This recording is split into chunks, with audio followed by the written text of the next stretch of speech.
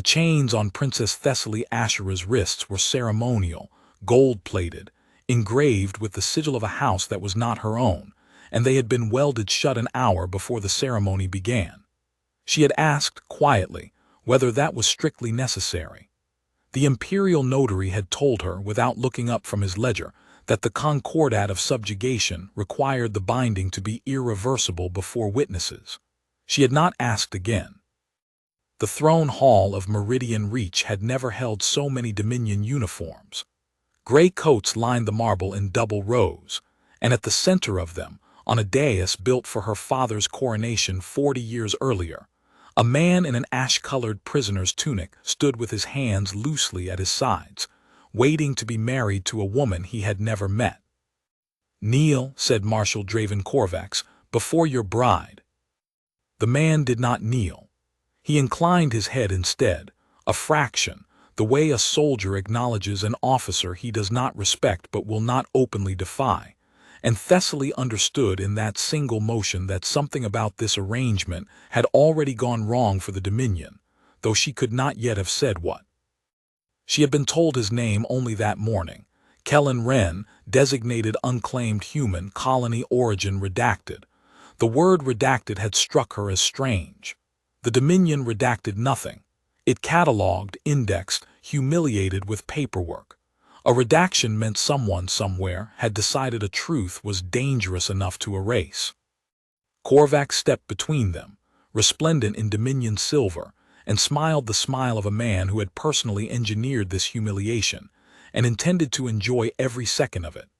"Crown Princess Thessaly Ashura," he announced to the hall, to the cameras hovering at the balconies, to the conquered galaxy that would watch this broadcast within the hour, daughter of a king who thought his crystal fields were worth more than Dominion law. Today Meridian learns the price of defiance. You are bound to this human, the lowest caste recognized by Dominion registry, as a lesson to every world still foolish enough to imagine its bloodlines matter. Somewhere in the gallery, her father stood under guard, his face gray with an illness the Dominion physicians had been treating for 6 months without improvement. She did not look at him. She had promised herself she would not look at him, because if she did, she would break, and she had one thing left that Korvax could not take from her, which was the shape of her own spine. She looked instead at the human. He was looking back at her, and his eyes were not what she expected, not frightened, not resentful, not even particularly interested in her, which she found, absurdly, almost restful. She had spent a year being looked at by Dominion officers the way one looks at livestock, and this man's gaze held none of that. It held something closer to patience. The patience of a man waiting for a door to open that he already knew the combination to. "Say the words," Korvax told him, not unkindly, the way a man might instruct a dog. "I accept the binding of Crown Princess Thessaly Ashura," Kellen Wren said, in a voice pitched low enough that it did not carry past the first rows, "under Dominion law as witnessed." His accent was strange to her ear, flattened vowels, clipped consonants, a cadence she had never heard from any human she'd encountered in Dominion service. She would learn later that it was the accent of a world called Asheville, and that there was almost no one left alive to speak it. The notary pressed the binding seal to both their wrists at once, and Thessaly felt the cold kiss of Dominion tech lock her wedding band into her skin, and around the hall 200 gray-coated officers applauded the humiliation of a princess, as though it were a symphony. Kellen Wren did not applaud. He watched the officers with the flat, cataloging patience of a man counting exits. She noticed that too. She would spend the next several weeks noticing everything about him, because noticing things was the only power the Dominion had left her, and because, though she would not admit it to herself for a long time yet, some small, treasonous part of her had already begun to wonder whether the empire that ruled 100 worlds had just made the worst mistake of its long and bloody history. They gave her an apartment in the east wing of her own palace, 3 rooms behind a door that now required a Dominion key code, as if she might flee the world she had been born to rule. They gave Kellen Wren the same rooms, because Dominion law required cohabitation of bound pairs, and Thessaly spent the first night of her forced marriage sitting, fully dressed in a chair by the window, watching the crystal fields burn orange under a dying sun, waiting to find out what kind of man had been handed to her as a weapon against her own dignity. He did not come near her.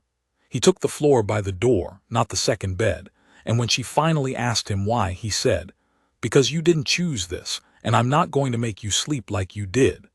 And then he closed his eyes and was asleep within a minute, the fast, total sleep of a man who had trained his body to rest in 5-minute increments because 5 minutes was sometimes all he'd ever been given.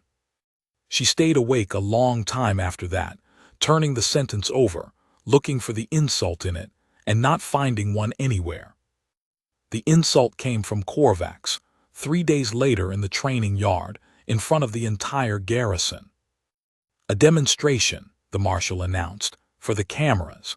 Let the Reach see what kind of consort their princess has earned."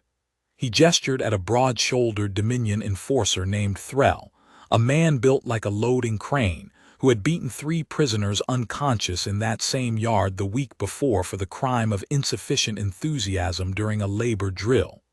"Corporal Threll will spar the human. Nothing lethal. Just instructive." Thessaly stood at the rail with Iora Vesk, her one remaining lady-in-waiting, and watched Kellen Wren step into the yard with his hands loose and his shoulders relaxed, wearing the expression of a man asked to carry something mildly heavy rather than fight for his life. "He's going to be hurt," Iora whispered. "Thessaly, they're going to hurt him to hurt you." "I know," Thessaly said, and hated how true it was, and hated more that some new and unfamiliar part of her chest had gone tight and cold with something that was not quite grief, watching a stranger walk toward a beating he had been handed for the crime of standing beside her. Threll came in fast, the way big men always did, trusting the first blow to end things. Kellen Wren was not where the blow landed. It happened in less than a second, and Thessaly, who had watched 100 formal duels in her father's court, could not afterward have described exactly how it happened. Threll's fist swept through empty air. Kellen's hand closed on the corporal's wrist, turned it a precise 9 degrees past where a human joint was built to turn, and the big man went down onto one knee with a sound like a branch cracking, not screaming, because Kellen's other hand was already at his throat, not choking, just resting there, a promise rather than a threat.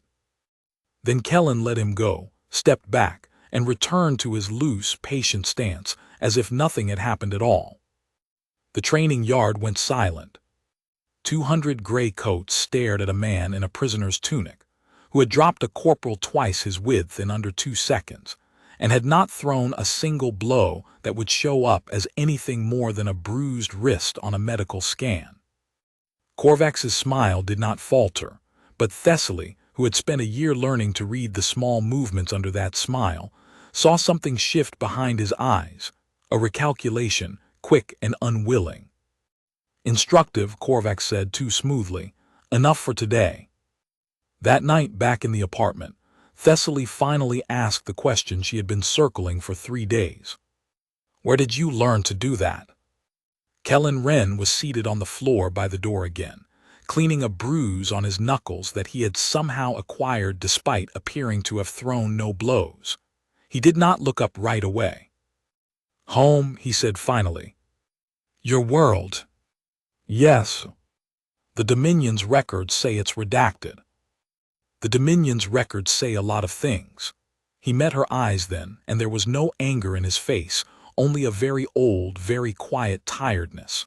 "You don't have to be afraid of me, princess. I know what they told you I am. I'm not going to hurt you, and I'm not going to let anyone else hurt you either, for as long as they've bound us together. That's the whole of what you need to know about me tonight." It was not the whole of what she wanted to know. But something in the way he said it, flat, certain, entirely without performance, made her believe every word of it anyway.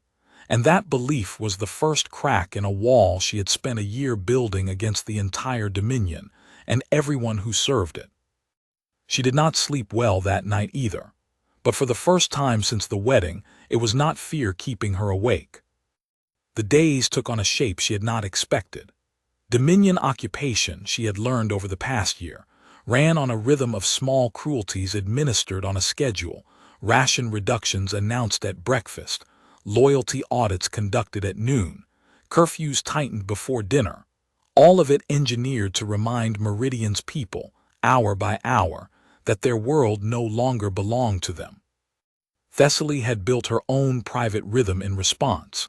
Smile at the audits, memorize every officer's name, give nothing away that a report could use against her father. Kellen Wren did not fit that rhythm at all. He watched everything and reported nothing, said little and missed nothing, and after the first week she noticed that the palace staff, the ones Korvax had not yet dismissed or worse, had begun to relax fractionally whenever he was in a room. He had a habit of finding the quietest person present and speaking to them first. She saw it most clearly on the 9th day. In the mess hall the Dominion had built out of what used to be her family's private dining room, its marble floor covered now in gray composite panels that clashed with the gold ceiling molding above. The servers were Meridian civilians conscripted into Dominion labor roles, fed last and worst, on a strict 2-meal ration that left most of them thin and gray-faced by the 3rd week of any posting. Thessaly, as the princess consort, the Dominion loved its titles, loved stacking humiliations under official-sounding words, was served first, a plate of something approximating real food, a small daily reminder that her comfort was Korvax's to grant or withhold. Kellen Wren was served last, after the officers, a portion barely larger than the server's own. He looked at it for a moment. Then he stood, crossed the hall in 4 unhurried steps, and set half his plate down in front of an old Meridian groundskeeper named Yarrow Thess, a servant so far beneath Dominion notice that most officers walked past him as though he were furniture. "You've been on your feet longer than I have today," Kellen said, and returned to his seat before anyone could decide whether to object. The hall went quiet in that particular way it did whenever he did something the Dominion had no protocol for. An officer 2 tables over opened his mouth to say something about theft of ration property. He closed it again when he saw who was watching, Korvax himself, in the doorway, arms folded, his expression unreadable in the way that meant he was filing the moment away for later use. Thessaly watched Yarrow Thess eat with the careful, disbelieving slowness of a man who has forgotten what it is to be given something instead of having it taken, and she understood, with a clarity that startled her, that she had just watched an act of rebellion more dangerous than anything her father's underground council had managed in a year of careful sabotage. Kellen Wren had not broken a single Dominion law. He had simply refused to participate in a cruelty small enough that no one had ever thought to forbid a bound consort from refusing it. "You'll get him in trouble," she said afterward in the corridor, where the cameras were sparser. "Maybe," Kellen agreed. "Or maybe they'll decide it isn't worth the paperwork to punish a man for giving away his own food." Either way, Yarrow ate today. He glanced sideways at her. "You've been doing something like that too, I think. Small things, the audits. You never give them the reaction they want." "You've been watching me." "I watch everyone, it's a habit." A pause, careful like a man testing ice. "You're good at it, better than most soldiers I've served with." It was the first thing he had said to her that sounded, however faintly, like admiration, and she found herself absurdly pleased by it, and then annoyed at herself for being pleased, because the entire arrangement was still a leash the Dominion had welded to her wrist. However gently, the other end of it was being held. That night she asked Iora to pull whatever Meridian intelligence still existed on human colony worlds, the ones the Dominion's expansion had swallowed before Meridian's own turn came. It took Iora 4 days of careful, quiet digging through archives the Dominion had not yet fully purged, and what she found was less a record than a wound. Asheville, a human settlement world on the galaxy's rim, annexed under the Standard Dominion Resource Extraction Treaty 11 years earlier. Population at annexation, 200,000. Population 18 months later, according to the last Dominion administrative report before the world's designation, was quietly reclassified as inactive. 0. Inactive, Ira said, her voice low, in the sitting room they now shared with a man neither of them fully understood yet. That's the word they use. Not conquered, not destroyed. Inactive, like a machine they switched off. What happened?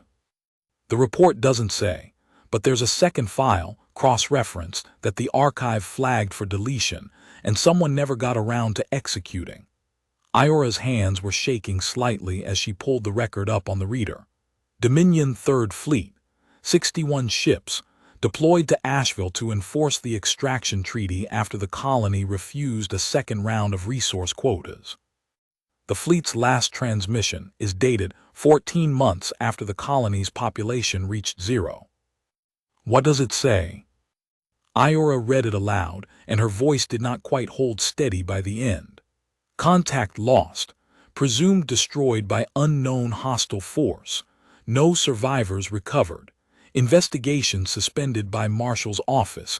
Designation reclassified as classified category black. Thessaly sat very still. 61 ships. Gone, all of them. Something on that dead colony world killed an entire Dominion fleet, and then the Dominion decided the safest thing to do with the story was bury it so deep that even their own archivists forgot it existed. Thessaly thought of a man sleeping on the floor by a door, resting in 5-minute increments, dropping a Dominion corporal in under 2 seconds with a hand that had barely seemed to move. She thought of the word redacted, and the accent she had never heard before, and the way he had looked at 200 applauding officers with the patient, cataloging eyes of a man counting exits. Kellen Wren is from Asheville, she said. It was not a question, but Ira nodded anyway because they both already knew. The Dominion didn't choose him as an insult, Thessaly said slowly, working it through even as she spoke it aloud, feeling the shape of the trap close around a hand that had built it. They chose him because their own registry doesn't remember what Asheville was. Every record that mattered was buried the same day the fleet went silent. To Korvax's clerks, he's just an unclaimed human from an inactive world, a number with no history attached. She looked up at Ira, and something that had been cold and careful in her chest for a year cracked open into something closer to hope, dangerous and unfamiliar. They handed me the one human in the galaxy their own cover-up made invisible to them. And they married me to him in front of every camera on this world, and broadcast it to 100 others. Thess, Ira said quietly, what if it wasn't 61 ships against nothing? What if it was 61 ships against him? Neither of them said the rest of the thought aloud that night. But Thessaly did not sleep at all, and in the morning, when she finally asked Kellen Wren whether he had ever heard of a world called Asheville, she watched something in his weathered, patient face go very still and very old, and he said only, "Where did you hear that name?" in a voice that had lost every trace of the careful gentleness he'd shown her all week. And for the first time she understood that the man sleeping on her floor was not hiding a soldier's skill. He was hiding a war. He did not tell her that morning. He sat down across from her at the small table by the window, and for a long moment he simply looked at his own hands, the same hands that had folded a corporal's wrist into submission without seeming to try. And when he finally spoke, his voice was quiet and even and completely without self-pity, which somehow made it worse to hear. Asheville was a farming world, he said. Grain mostly, some mineral extraction in the northern ranges. 200,000 people who wanted exactly one thing from the galaxy, which was to be left alone to grow their food and raise their children and not owe anyone anything. The Dominion found us anyway. They always do. They offered a treaty, the standard language, the one they've used on 40 worlds. Extraction rights in exchange for protection and trade access. My father was on the Colonial Council. He voted to accept it, because he'd read what happened to worlds that refused. And then 18 months in, they doubled the quota, said the numbers had been miscalculated. Asheville couldn't meet it and still feed itself. My father asked for a delay. They sent an enforcement detachment instead, not the fleet, just 3 ships to make an example. They burned the grain stores in the Southern Valley to remind us what noncompliance looked like. His jaw tightened just slightly, the only sign that the words cost him something. I was 22. I'd done 2 years in the colonial militia, mostly chasing off wildlife from the herds. I watched 3 Dominion ships burn 6 months of my world's food supply from a hilltop with my father's old service rifle in my hands, and nothing I could do with it that wouldn't have gotten me killed for no reason at all. Thessaly said nothing. She had learned, over a year of watching her own father absorb humiliation after humiliation for the sake of his people's survival, that some stories needed room to breathe before they could be interrupted. People started dying that winter, Kellen went on. Not from weapons, from the math. Not enough grain, not enough medicine, not enough anything, because the Dominion had taken the surplus and called it fair. My mother was one of them. Then a lot of other people's mothers.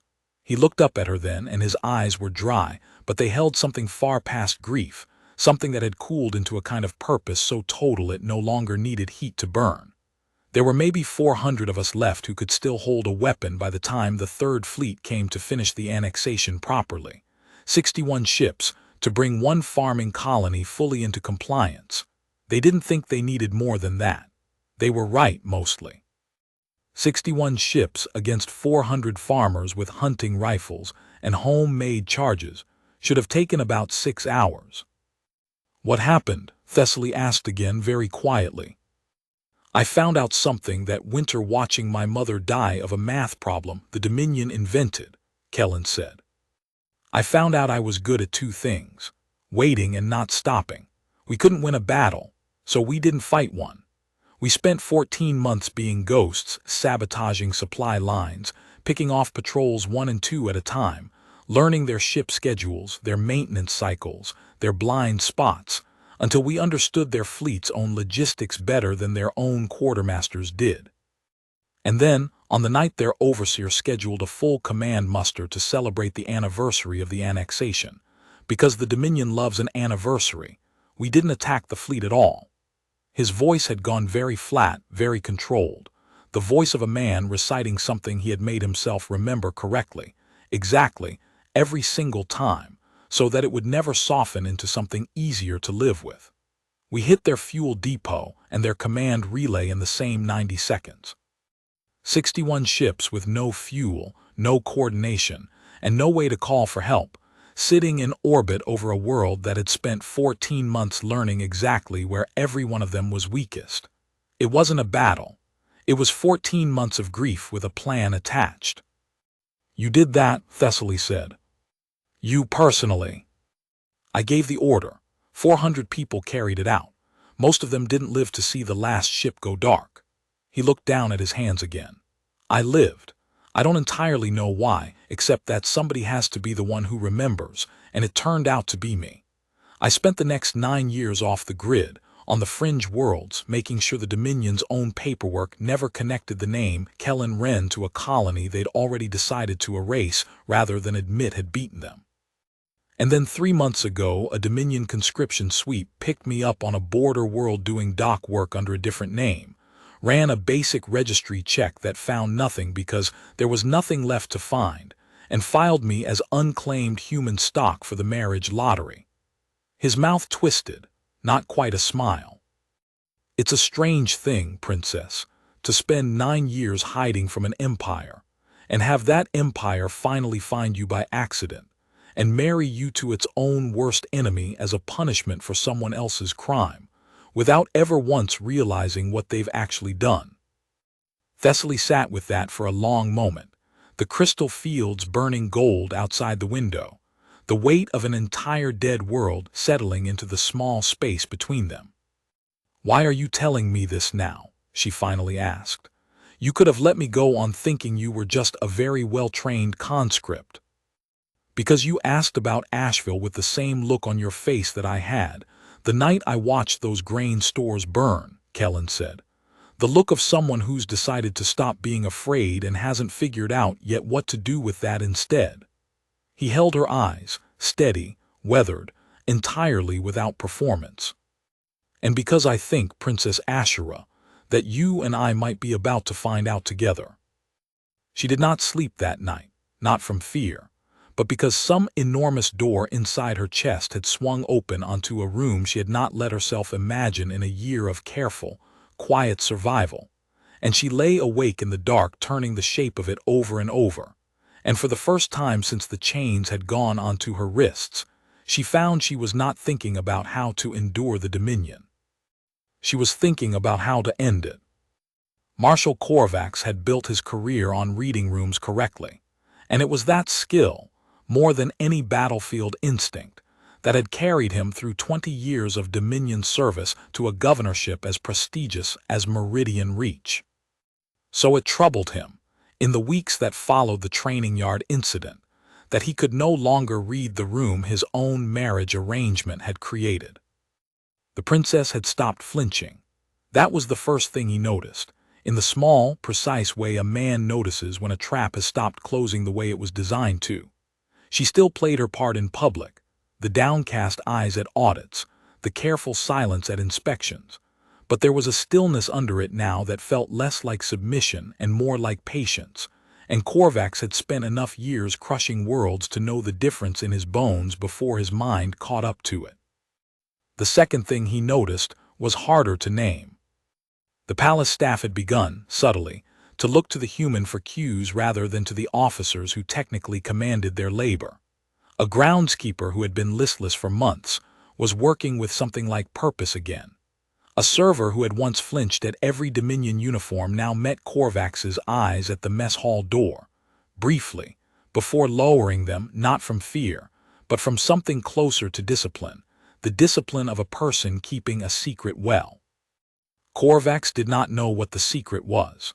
That, more than anything, was what finally moved him to open the one file in the Dominion registry he had never had reason to touch. He summoned his intelligence officer, a thin, ambitious woman named Riskadaln, to his private office on the third night of the third week, and set the request in front of her without explanation. Full biometric trace on the human consort, blood panel, retinal, the works, cross-reference against every registry we hold, active and archived. Sir, the marriage registry already cleared him. Unclaimed stock, colony origin redacted. I know what the registry says. I want to know what the registry is wrong about. Dawn returned 2 days later with a face that had gone the particular gray of an officer who has found something she very much wishes she had not. Sir, the blood panel returns a partial match against a classified fragment in the 3rd Fleet incident file. Category Black, sealed under Marshal's office authority 9 years ago. I don't have clearance to open it. Neither, technically, do you. It predates your governorship.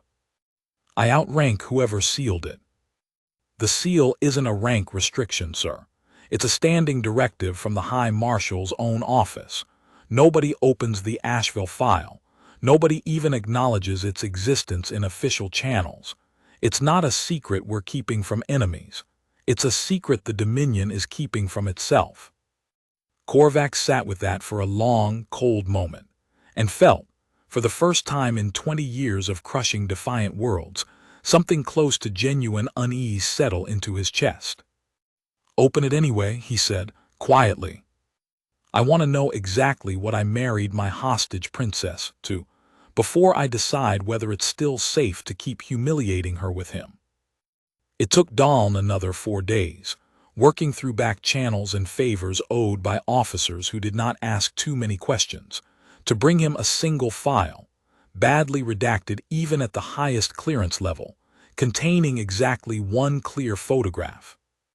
A young man, 22 years old, standing on a hillside above a burning grain field, holding an old service rifle he was never issued to use, his face caught by a Dominion reconnaissance drone in the last moments before that drone, and every other drone and ship and soldier the Dominion had sent to Asheville went permanently silent. The face in the photograph, 9 years younger and hollowed by a grief the years had only tempered rather than healed, was unmistakably the face of the man currently sleeping on the floor of Princess Thessaly Ashera's apartment, 3 corridors from Korvax's own office. Korvax stared at the photograph for a long time. Then he did something he had not done in a very long while. In front of an intelligence officer he needed to trust him. He poured himself a drink with a hand that was not quite steady, and he said, very quietly, "We handed him a wife, an apartment, and a public broadcast to every world in this sector, and told him it was a punishment." "Sorry. Down. What does a man like that do? Once he understands the empire that murdered his mother has just handed him a royal marriage, a palace, and a legitimate reason to be standing inside the walls of a Dominion governorship for the rest of his natural life." Dawn did not answer, because there was no answer that did not terrify her, and Korvax poured a second drink and did not offer her one. "Kill him," Korvax said finally, quietly, "tonight if it can be managed. An accident, a training exercise gone wrong. I don't care what the report says as long as it says he's dead before he finishes whatever he's already started building in that palace. Sir, the marriage is a matter of public dominion record, broadcast across the sector. If the consort dies under suspicious circumstances 3 weeks after the ceremony, then make it a training accident, Dawn, and make it convincing, because I would rather explain one uncomfortable inquiry to the High Marshal's office than explain to them why I sat on a live weapon for a month because I was worried about paperwork." Korvax set down his glass. "Tonight." The attempt came at the second hour past midnight, when the palace's Dominion patrol schedule left a 9-minute gap between the East Wing sweep and the courtyard changeover. A gap Dawn's own logistics analysis had flagged, and Korvax had personally approved as acceptable risk, because 9 minutes had never once been enough time for anything to go wrong in a palace this thoroughly garrisoned. 3 enforcers went in through the apartment service entrance, sidearms set to non-lethal stun, because a body with visible energy weapon wounds was harder to write up as an accident than a body with a broken neck.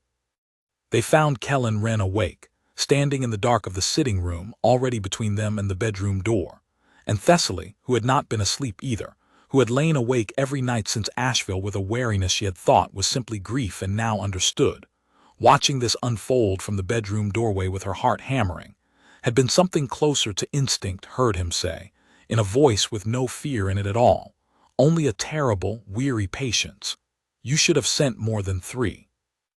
What happened next took 11 seconds, and Thessaly, watching from the doorway with her hand pressed hard against the frame to keep herself from making a sound that would draw attention, would spend the rest of her life unable to fully describe it. Because it did not look like the training yard demonstration at all. That had been controlled, economical, almost gentle. This was something else, something fast and utterly without waste. 3 trained Dominion enforcers who had between them survived a dozen border skirmishes, and none of them landed a single blow, and none of them stayed conscious past the 9th second. And Kellen Wren stood afterward in the wreckage of an overturned reading table with a shallow cut above one eyebrow, the only mark on him, breathing evenly, already moving to check that all 3 men were alive. "You didn't kill them," Thessaly said, when she could finally make her voice work. "I don't kill people who are just following orders if I can help it." He looked at the 3 unconscious enforcers, and something in his weathered face went cold and calculating in a way she had not seen before. "But I think we've just found out how much time we have left before Korvax decides the marriage was a mistake worth correcting properly." "Not much, I'd guess." "What do we do?"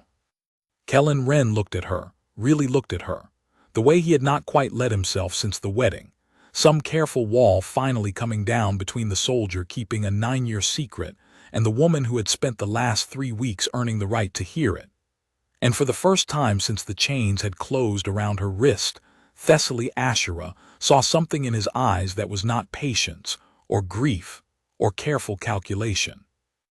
It was resolve, whole and simple and entirely for her. "Now," he said quietly, "I stop hiding."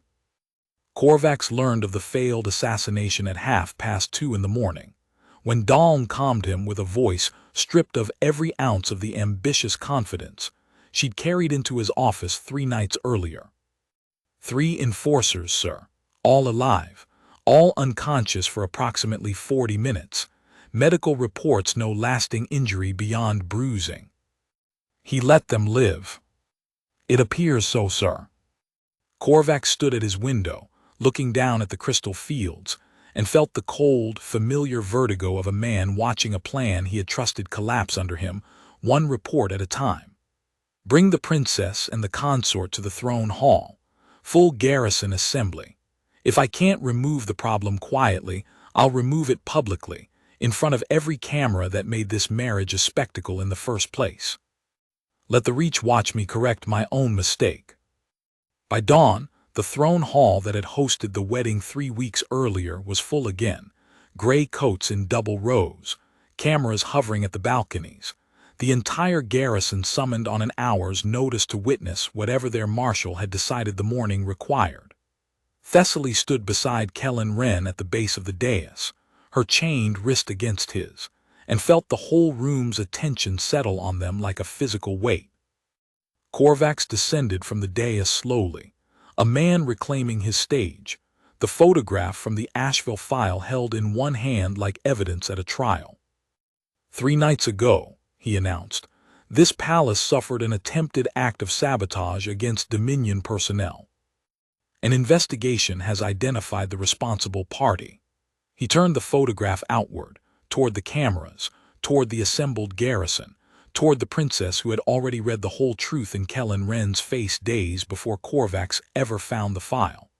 Kellen Wren, formerly of the colony designated Asheville, sole known survivor of an act of terrorism against the Dominion Third Fleet that claimed the lives of over 11,000 Dominion personnel. A war criminal, married into this palace not as punishment, as I first believed, but I now understand, infiltrated into the heart of this governorship through a conscription error 9 years in the making. A murmur went through the assembled officers, low and uneasy. The sound of 200 people recalculating a story they'd been told was simple. Under Dominion martial law, Korvax continued, the penalty for the destruction of a Dominion fleet is public execution, carried out before the population of the world where the criminal was apprehended, as a demonstration of Dominion justice. He let the words settle, savoring them. Meridian Reach will witness that justice this morning. And Princess Thessaly Asherah's marriage will be dissolved by Dominion decree, her consort's crimes rendering the union void, a clean resolution to an unfortunate administrative error. He gestured, and 4 enforcers stepped forward to take Kellen Wren by the arms. "Wait," Thessaly said. Her voice was not loud. It did not need to be. In 3 weeks she had learned that the throne hall's acoustics carried a steady, unraised voice further than any shout, a trick her father had taught her as a child, and she had never once had occasion to use against a Dominion marshal until this exact moment. Korvax turned, visibly surprised that she had spoken at all. "Princess, this does not require your input. The marriage is void by Dominion decree, effective." "He killed 11,000 Dominion soldiers," Thessaly said, and the murmur in the hall went dead silent because no one, least of all Korvax, had expected her to open with that. "You said it yourself, 61 ships, an entire fleet. And you're telling this hall, on camera, in front of every officer under your command, that the man who did that has been living quietly in your custody for 3 weeks, in your own palace, sleeping 10 meters from your own governor's office, and the first thing your intelligence division discovered about him was not from your own vigilance. It was from a blood panel you only ordered, because A princess you dismissed as broken started asking uncomfortable questions. Princess, you want to execute him quickly this morning, before this hall has time to finish understanding what that means.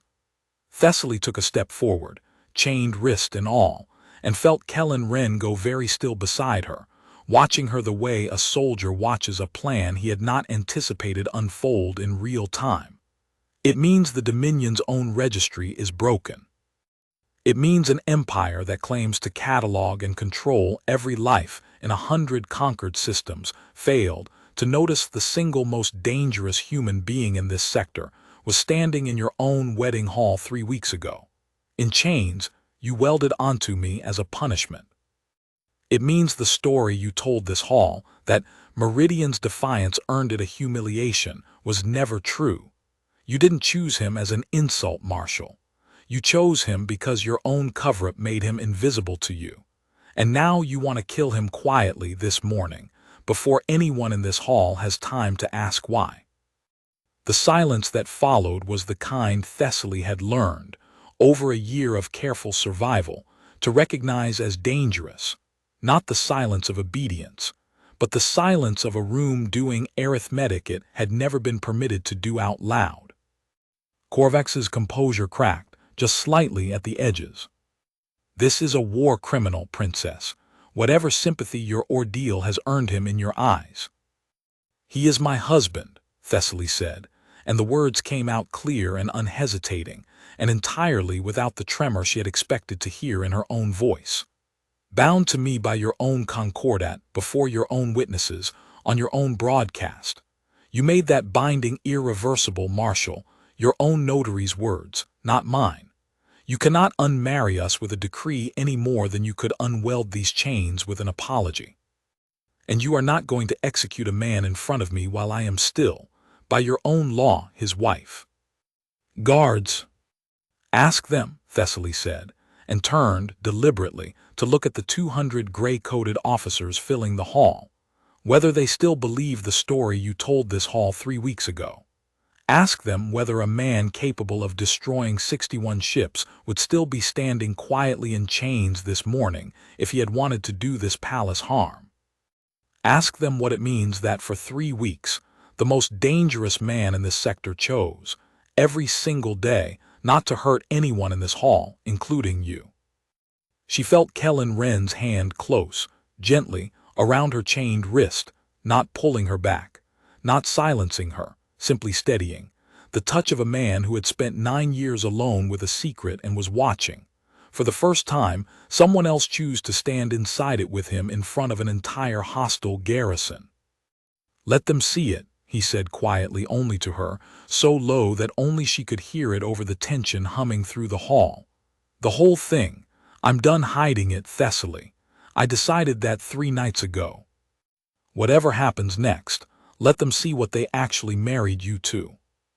She looked up at him, and understood, with a clarity that steadied her more than any argument Korvax could raise, that he was not asking her permission to reveal a war.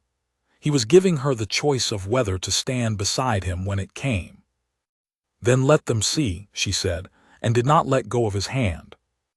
Korvax had not survived 20 years of Dominion service by hesitating when a situation began to slip, and he did not hesitate now.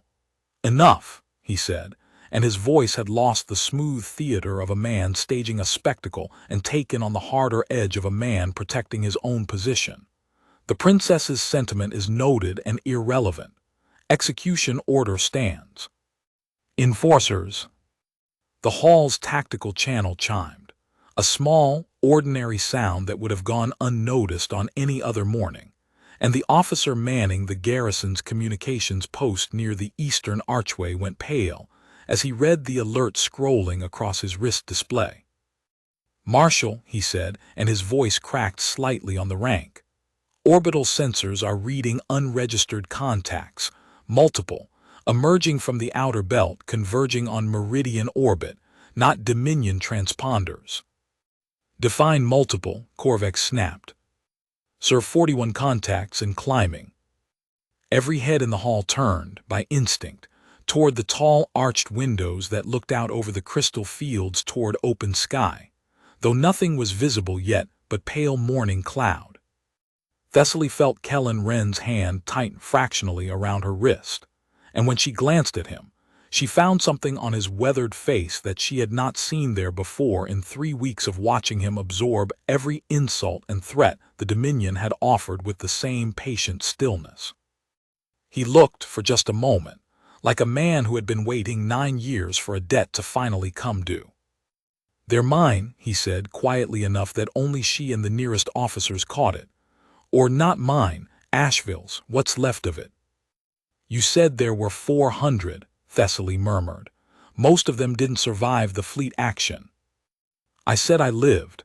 I didn't say I lived alone." His eyes stayed on the windows, tracking something only he seemed to fully understand yet. "There were 60 of us who made it off Asheville before the Dominion finally sent a proper occupation force to bury the truth of what happened there. We scattered. Fringe worlds, salvage crews, dock work, anywhere the Dominion's registry wouldn't think to look twice. We built a signal protocol before we split up, a dead man's switch, tied to my own biometrics. If mine ever registered active again inside Dominion territory, a medical scan, a marriage registry, anything official enough to leave a trace, it would broadcast a rally point to every one of us still alive to receive it." Understanding moved through Thessaly like cold water. The wedding broadcast was seen by 100 worlds, Kellen said. "Including, I'd guess, by every one of the 50-some people I spent 9 years hoping had survived long enough to see it."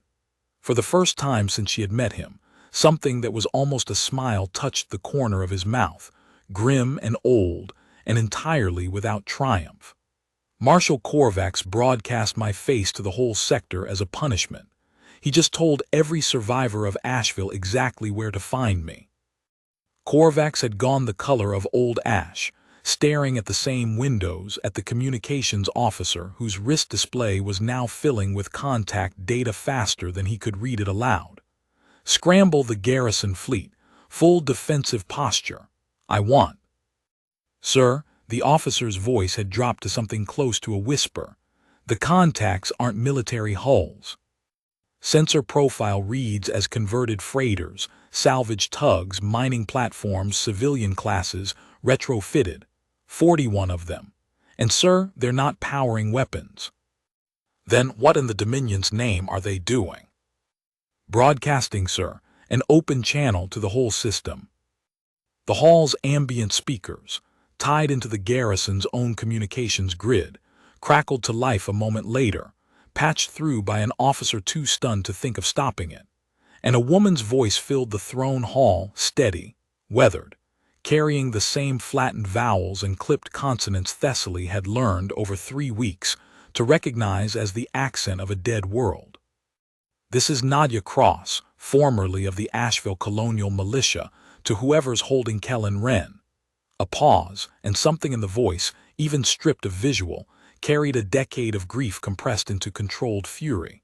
"We've spent 9 years hearing nothing. Then this morning a marriage broadcast lit up a dead man's switch we built to only ever mean one thing.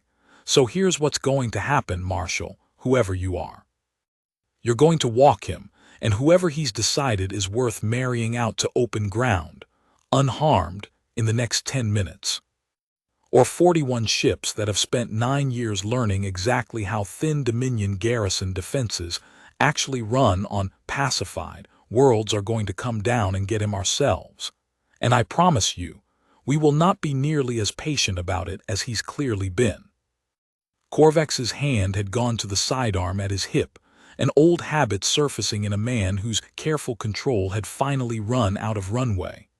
"Full garrison scramble," he said, louder now, an order rather than a request. "All units, defensive positions, and someone get me a line to sector command. I want reinforcement cruisers in this system within the hour." "Marshal." It was Kellen Wren's voice, and it cut through the rising noise of the hall not because it was loud, but because it was, once again, entirely without fear, and after 3 weeks the officers in that hall had learned to listen when he spoke that way. You have 400 soldiers in this garrison. 41 converted freighters carry, generously, 600 fighters between them, most of them farmers and dock workers who have spent 9 years training on salvage yard equipment, because it was the only equipment they had. On paper, your garrison should hold. He let that sit for exactly as long as it took Korvax's expression to shift from fury to the beginning of something colder. But you already know what happened the last time the Dominion decided the numbers on paper were all that mattered at Asheville. I'd think very carefully, Marshal, about whether you want to find out a second time whether grief with a plan attached cares about your garrison's paper strength. You're threatening a Dominion governorship. No, Kellen said. I'm telling you the truth, which is a courtesy you have not extended to a single person in this hall, this palace, or this world since the day you arrived. Stand your garrison down. Let Princess Ashura's father be brought here, in front of these cameras, so this whole sector can see exactly what condition your physicians have kept him in for 6 months. Rescind the extraction treaty that started this, and I will personally guarantee that not one of the people currently in orbit fires a single shot at anyone in this hall who isn't actively trying to kill me or the woman standing beside me. His weathered face was utterly calm and utterly certain in a way that made even Korvax's officers, hardened by years of Dominion service, take an unconscious half-step backward. That's the only offer you're going to get this morning, Marshal. I'd suggest you take it before Nadia Cross's patience runs out. Mine's already gone. Hers was never as generous as mine to begin with. Korvax looked around the hall at the pale communications officer, at the 200 gray coats no longer standing at crisp attention but shifting, uneasy, doing arithmetic of their own now, at the tall windows, where the first faint shapes of descending ships had begun to resolve out of the morning cloud, and Thessaly watched, with something that was almost pity beneath the satisfaction. The moment a man who had built his entire career on controlling rooms finally understood that this particular room had never truly belonged to him. Sound the general alarm, Korvax said, to no one, to everyone, his voice cracking on the order in a way it never had before. All units defensive positions. We hold this palace, or none of us are explaining this to Sector Command at all. The throne hall that had hosted a humiliation 3 weeks earlier erupted into the controlled chaos of a garrison scrambling to a war it had never once believed it would actually have to fight. And in the middle of it, Kellen Wren turned to Thessaly, his hand still steady around her chained wrist, and said the only thing that mattered to him in that entire collapsing morning. Stay behind me. Whatever happens next, stay behind me. I've spent a year staying behind other people's decisions, Thessaly said, and for the first time in 3 weeks, she felt something in her chest that was not fear or grief or careful patience, but a fierce, rising clarity she had not known she still had in her. Not this time. This is my world too, Kellen Wren. Whatever's coming, I'm not watching it from behind anyone. He looked at her for one long moment, really looked, weathered and steady and entirely without doubt, and something passed between them that had nothing to do with Dominion law or welded chains or a wedding neither of them had chosen. Then let's go take it back together, he said, and for the first time since the day the Dominion had welded gold chains to her wrists as a punishment, Thessaly Ashura walked toward a battle instead of away from one, with her hand held freely now in his. The Dominion garrison at Meridian Reach had been built for the slow, grinding work of occupation, checkpoint towers, patrol schedules, the quiet machinery of keeping a conquered population too tired and too watched to resist. It had never been built to hold against a fleet, however improvised, whose crews had spent 9 years turning grief into engineering.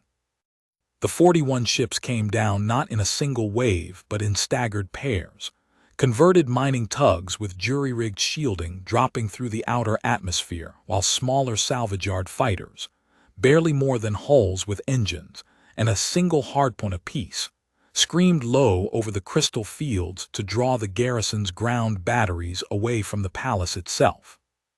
Thessaly, watching from the tall windows of the throne hall with Kellen's hand still at her back, recognized the shape of the strategy even before he said it aloud. Not a battle for the whole world, but a single, precise strike aimed at exactly one target. "They're not here to take the planet," she said. "They're here to take the palace," Kellen confirmed, "and hold it long enough for the rest of the sector to see what's happening." Nadia's always understood that the fight was never really about winning a war Meridian can't afford. It's about making the Dominion's own broadcast network show 100 worlds that 61 ships weren't a fluke. Korvax's garrison scrambled hard, and to its credit it scrambled well. Gray-coated officers who had spent months growing soft on occupation duty rediscovered, in the space of minutes, exactly why they had once qualified for Dominion service at all. Ground batteries opened up against the descending salvage fighters. A pair of Dominion interceptors, the only combat-rated craft Korvax had kept on standing alert, screamed up off the eastern pad to challenge the freighters still holding orbit. But the garrison had one weakness that 9 years of patient planning had already identified, and was, in that first chaotic hour, already exploiting with brutal precision. It had never once had to defend against an enemy who already knew, in exhaustive detail, exactly where every weak point in its perimeter lay. "How?" Thessaly asked, watching a squad of gray coats abandon a checkpoint tower that had somehow already lost power before a single shot was fired anywhere near it. "Do they know the palace defenses this well? You've been a prisoner here for 3 weeks." "I haven't been idle for 3 weeks," Kellen said, and there was something almost apologetic in it. "I told you I watch everything. I've been counting patrol gaps, power relay locations, shift changes since the night they welded those chains onto your wrist. I didn't know if I'd ever get to use any of it. I built the habit a long time before I met you, and I never really learned how to stop." He glanced at her, weathered and steady even with the hall around them dissolving into chaos. "I'm sorry. I should have told you what I was doing." "You were preparing to protect me," Thessaly said, "in case the day ever came that you had to. I'm not angry that you were careful, Kellen. I'm grateful you were." Korvax reappeared from the command corridor with a squad of his most trusted enforcers, his composure rebuilt into something harder and more dangerous than the theatrical governor who had staged a wedding as a punishment 3 weeks earlier. "Take the princess," he snapped at 2 of them. "If this attack is truly for her husband's sake, then she's the only leverage this garrison has left worth using." Thessaly felt herself seized by both arms before she could react, dragged a step back from the window, and for one cold instant she understood exactly how thoroughly a year of Dominion occupation had trained her to expect exactly this kind of moment. The moment when whatever ground she had gained was simply taken back by force, because that was how the Dominion had always operated, and some despairing corner of her mind whispered that nothing, not even this morning's brief fierce hope, would be allowed to last. Then Kellen Wren moved, and the 2 enforcers holding her were on the floor before either of them had finished registering that he had crossed the distance between them at all. "I told you once," he said to Korvax, and his voice had dropped into something Thessaly had not heard from him before, not cold, not cruel, but final, the voice of a man closing a door he had held open out of courtesy for far longer than the person on the other side of it deserved. "I don't kill people who are just following orders if I can help it. You gave that order, Marshal, personally. Twice now, once to have me murdered in my sleep, and once just now to use my wife as a hostage in front of her own people." He stepped between Thessaly and Korvax, unhurried, immovable. "I've been very patient with you. I want you to understand that clearly before we finish this, because I don't think you fully understood, even now, exactly how patient I've been." Korvax's hand found his sidearm, and it cleared its holster faster than Thessaly would have believed possible from a man his age. And for one suspended half-second, she was certain She was about to watch the marshal shoot the man she had, somewhere in 3 impossible weeks, come to love without ever quite admitting the word to herself. Kellen closed the last half-second of distance instead, and the sidearm discharged into the marble floor as his hand closed over Korvax's wrist with the same precise, economical 9-degree turn that had dropped a corporal in the training yard weeks earlier. Except this time, he did not let go, and this time the sound the wrist made was not a warning. Korvax went down hard, weaponless, cradling a broken hand, and Kellen Wren stood over him without a mark on him beyond the old healed scar above one eyebrow, breathing evenly, and looked down at the man who had welded chains onto a princess's wrists and called it justice. "Order the garrison to stand down," Kellen said, "now. While there's still a garrison left to give the order to."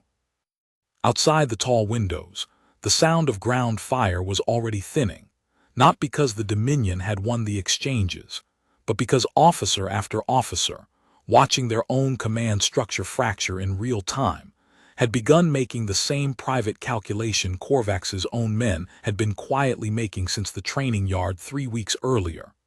That whatever they had been told this marriage represented, the man standing at the center of it had never once been the punishment. He had been the reckoning.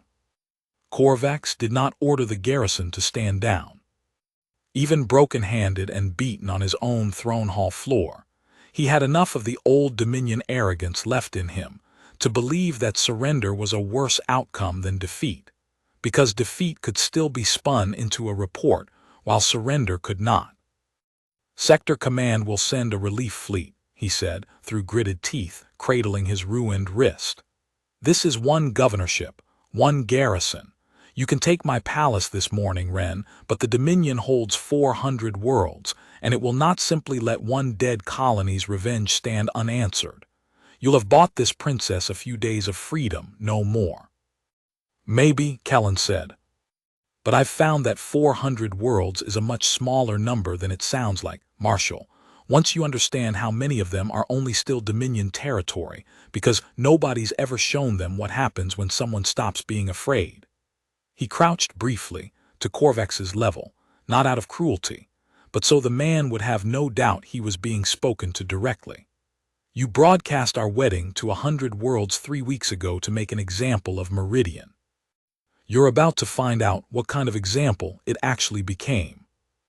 By mid-morning, the last organized resistance inside the palace grounds had collapsed, not because Nadia Cross's fighters had overwhelmed the garrison in open combat, but because officer after officer, seeing their marshal disarmed and their command structure broken, had simply set down their weapons rather than die defending a governorship whose own leadership had lost the will to lead it.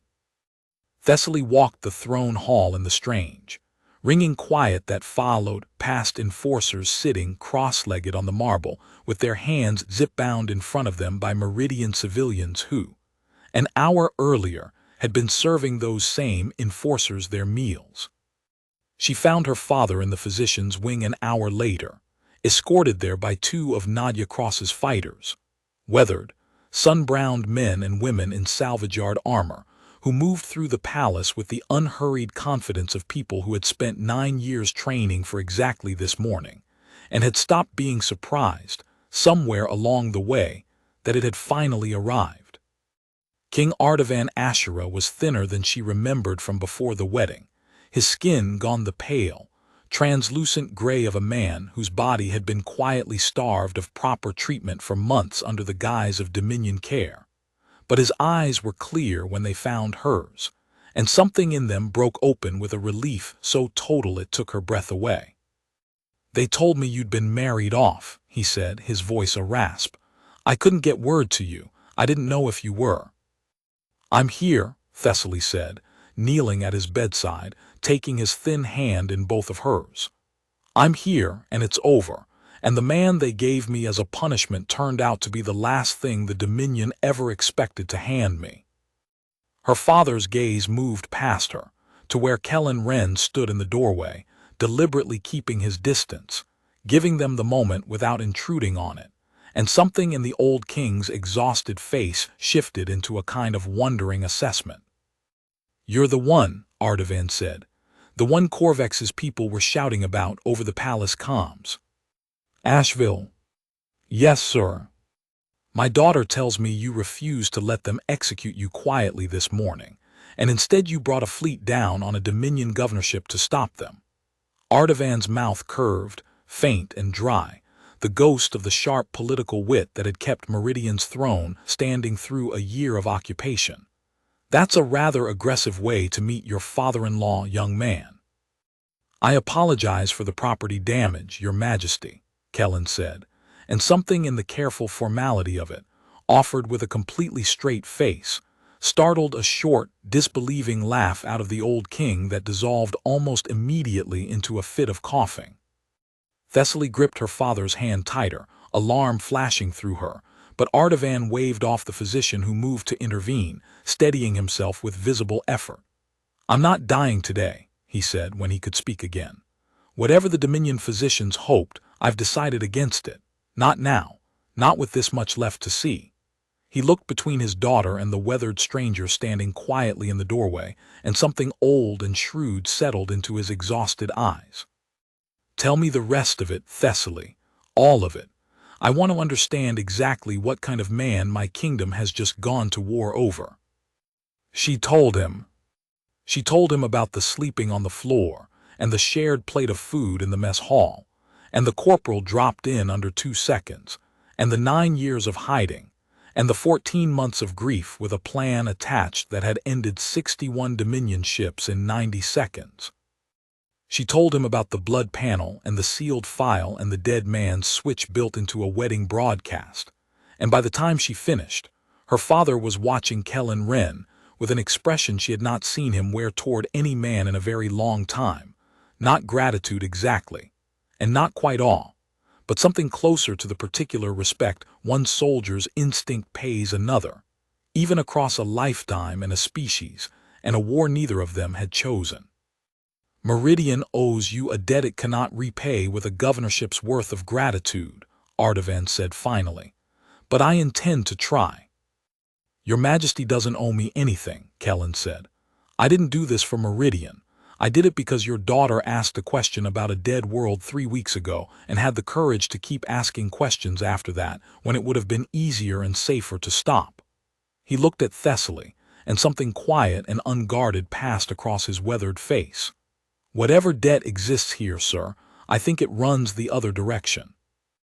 Outside, across the crystal fields, the sound of the last scattered Dominion resistance was fading into the ordinary, unfamiliar quiet of a world that had, for the first time in a year, stopped being occupied. It would not last uncontested. Both of them knew that, standing in that physician's wing with an exhausted king between them and a broken empire's garrison zip-tied on their own marble floor.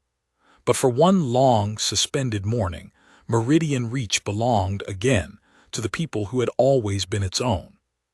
By afternoon, the first confirmation came through Nadia Cross's salvaged communications relay, patched into what remained of the Dominion's own sector broadcast network. The same network that had carried Thessaly and Kellen's forced wedding to 100 worlds 3 weeks earlier now, carrying something the Dominion had never once intended to broadcast. Footage of a governorship's garrison surrendering, of a marshal disarmed on his own throne hall floor, of a princess standing beside a man the Dominion's own records had tried and failed to erase. "It's spreading," Nadia Cross said, when she finally found a quiet moment to speak with Thessaly directly, a weathered woman in her 50s with hands scarred from 9 years of salvage yard engineering and eyes that carried the same old grief Kellen's did, tempered into the same hard, patient purpose. "Every border world with an underground council and a working relay is pulling this footage down and rebroadcasting it. We've had 3 separate signals come in already from worlds we've never even contacted, asking if it's true, asking if the Dominion can actually be beaten." She looked at Thessaly for a long moment, assessing, the way Thessaly imagined she must have once assessed which Dominion supply routes were worth the risk of striking. You did something this morning I want to make sure you understand the size of, Princess. You didn't just save your husband's life. You put your name, and your father's throne, behind the first proof in 9 years that Dominion garrisons can lose. That's going to matter to a lot more worlds than yours before this month is over. Thessaly looked out at the crystal fields, gold under the afternoon sun, at Meridian civilians moving freely across ground that had been checkpointed and patrolled for a year, at the strange, fragile quiet of a world learning how to breathe again, and felt the full weight of what Nadia had just told her settle into her chest alongside the exhaustion and the relief and the disbelieving, cautious hope. "Then I suppose we'd better make sure it holds," she said, "because Marshal Korvax was right about one thing at least. Sector Command isn't going to let this stand quietly." She was right. It took 4 days for the Dominion's answer to arrive, and when it came in a size that made the 61 ships of the old Third Fleet look, in retrospect, almost restrained. The Dominion Relief Fleet arrived at the edge of Meridian's system on the morning of the 5th day, and the sensor readouts that scrolled across Nadia Cross's salvaged command display in the palace's converted war room made even the hardened Asheville veterans go quiet. 206 capital hulls, read the young Meridian officer manning the display, a woman named C. Raquel who had spent the last year serving in her father's underground council, and now found herself, improbably, reading Dominion Fleet telemetry in what had once been the palace archive. Escort cruisers, troop transports, and this can't be right, a Dominion flagship-class command carrier. The Valorous Reach. "It's right," Nadia said grimly. "I've seen that hull class in old fleet registries. They don't deploy a flagship carrier to put down a single planetary uprising. That ship only moves when the High Marshal's office wants to send a message the rest of the sector can't misread." Thessaly felt the room's attention shift, by unspoken agreement, toward Kellen Wren, who had been standing at the back wall through the entire briefing with his arms folded, listening more than speaking, the habit of a man who had learned long ago that the person who talks least in a war room is often the one who has already done the arithmetic everyone else is still working through. 206 hulls against 41 converted freighters and 1 garrison's worth of surrendered Dominion equipment, he said finally. "That's not a fight we win by matching force to force, and I think everyone in this room already knows that." "Then what?" King Artavan asked, from the reinforced chair his physicians had grudgingly allowed him to be moved into for the briefing, his voice still weak but his eyes sharp. "Do you propose, Kellen Wren? Because I did not survive a year of Dominion occupation to watch my daughter's world burn for the sin of finally standing up." "I propose we don't fight the fleet at all," Kellen said. "Not the way they expect. 206 ships is an overwhelming number if you're planning to meet them in open orbit and slug it out hull to hull. It's a much smaller number if what you actually need is 9 minutes of confusion at exactly the right moment." He crossed to the display, pulled up the system's own orbital chart, and Thessaly watched him move through it with the same quiet, cataloging focus he'd once turned on a Dominion patrol schedule from behind a locked apartment door. The Valorous Reach is the fleet's command and communications anchor. Every one of those 206 hulls is going to be coordinating through her relay, because that's how Dominion doctrine works. Centralize control, minimize independent initiative, keep every captain dependent on orders from the flagship rather than trusting them to think for themselves in a crisis. It's efficient, right up until the moment someone takes the flagship's relay offline. "You did this once already," Nadia said slowly, understanding moving across her weathered face. "Asheville, the fuel depot and the command relay in the same 90 seconds. "I did it with 400 farmers and homemade charges," Kellen said. "I've got 41 ships, a surrendered Dominion garrison's worth of equipment, and 9 years of knowing exactly how Dominion fleet doctrine hasn't changed since. I'd rather not have to do this a second time in my life, Nadia. But I'll do it, If it's what it takes to make sure nobody else's mother dies of a math problem some marshal's office invents to punish a world for wanting to be left alone. Thessaly watched the room absorb that, the weight of a man volunteering, for the second time, to carry the cost of a war he had never asked to fight twice, and felt something in her chest tighten with a fear that had nothing to do with the Dominion fleet bearing down on her world and everything to do with the man standing at the center of the room, calmly proposing to walk toward the most dangerous version of himself again, for her sake, for her father's sake, for a kingdom that had been his for exactly 5 weeks. "You're not doing this alone," she said, and it came out steadier than she felt. "Thessaly, you said it yourself in the throne hall. We take it back together, or not at all. That included this." She held his gaze, unflinching, and felt the weight of every eye in the war room settle on the two of them, and did not care. "I know this world's palace grid better than any Dominion analyst ever will, because I grew up learning it as a child playing hide-and-seek in corridors my ancestors built 400 years before the Dominion ever heard Meridian's name. If you're going to find 9 minutes of confusion inside a Dominion command structure, you're going to need someone who can move through this world faster than their sensors can track, and that's not a skill you have, Kellen Wren." "It's mine." He looked at her for a long moment, weathered and steady, and something in his expression, resistance warring with a respect that had been building quietly for 5 weeks, finally settled into something that looked almost like relief, the relief of a man who had spent 9 years assuming he would always have to carry the worst of it alone, and was only now slowly unlearning that assumption. "All right," he said, "together then. But you stay in contact range the whole time, and the second it stops being a plan and starts being a fight, you fall back to Nadia's position and let the rest of us finish it." "Agreed," Thessaly said, and did not entirely mean it, and suspected from the faint, knowing look Nadia Cross gave her across the war room, that everyone present understood exactly how much she did not entirely mean it. They had 6 hours before the Dominion fleet would be in effective strike range of Meridian orbit, and the war room spent every minute of them building a plan with the fast, unglamorous precision of people who had all, in their own ways, spent years learning that survival rarely looked like the version of heroism hollow dramas sold. Nadia's fighters would scatter into the crystal field canyons at the system's inner edge, converted freighters disguised as mining traffic, waiting for a signal.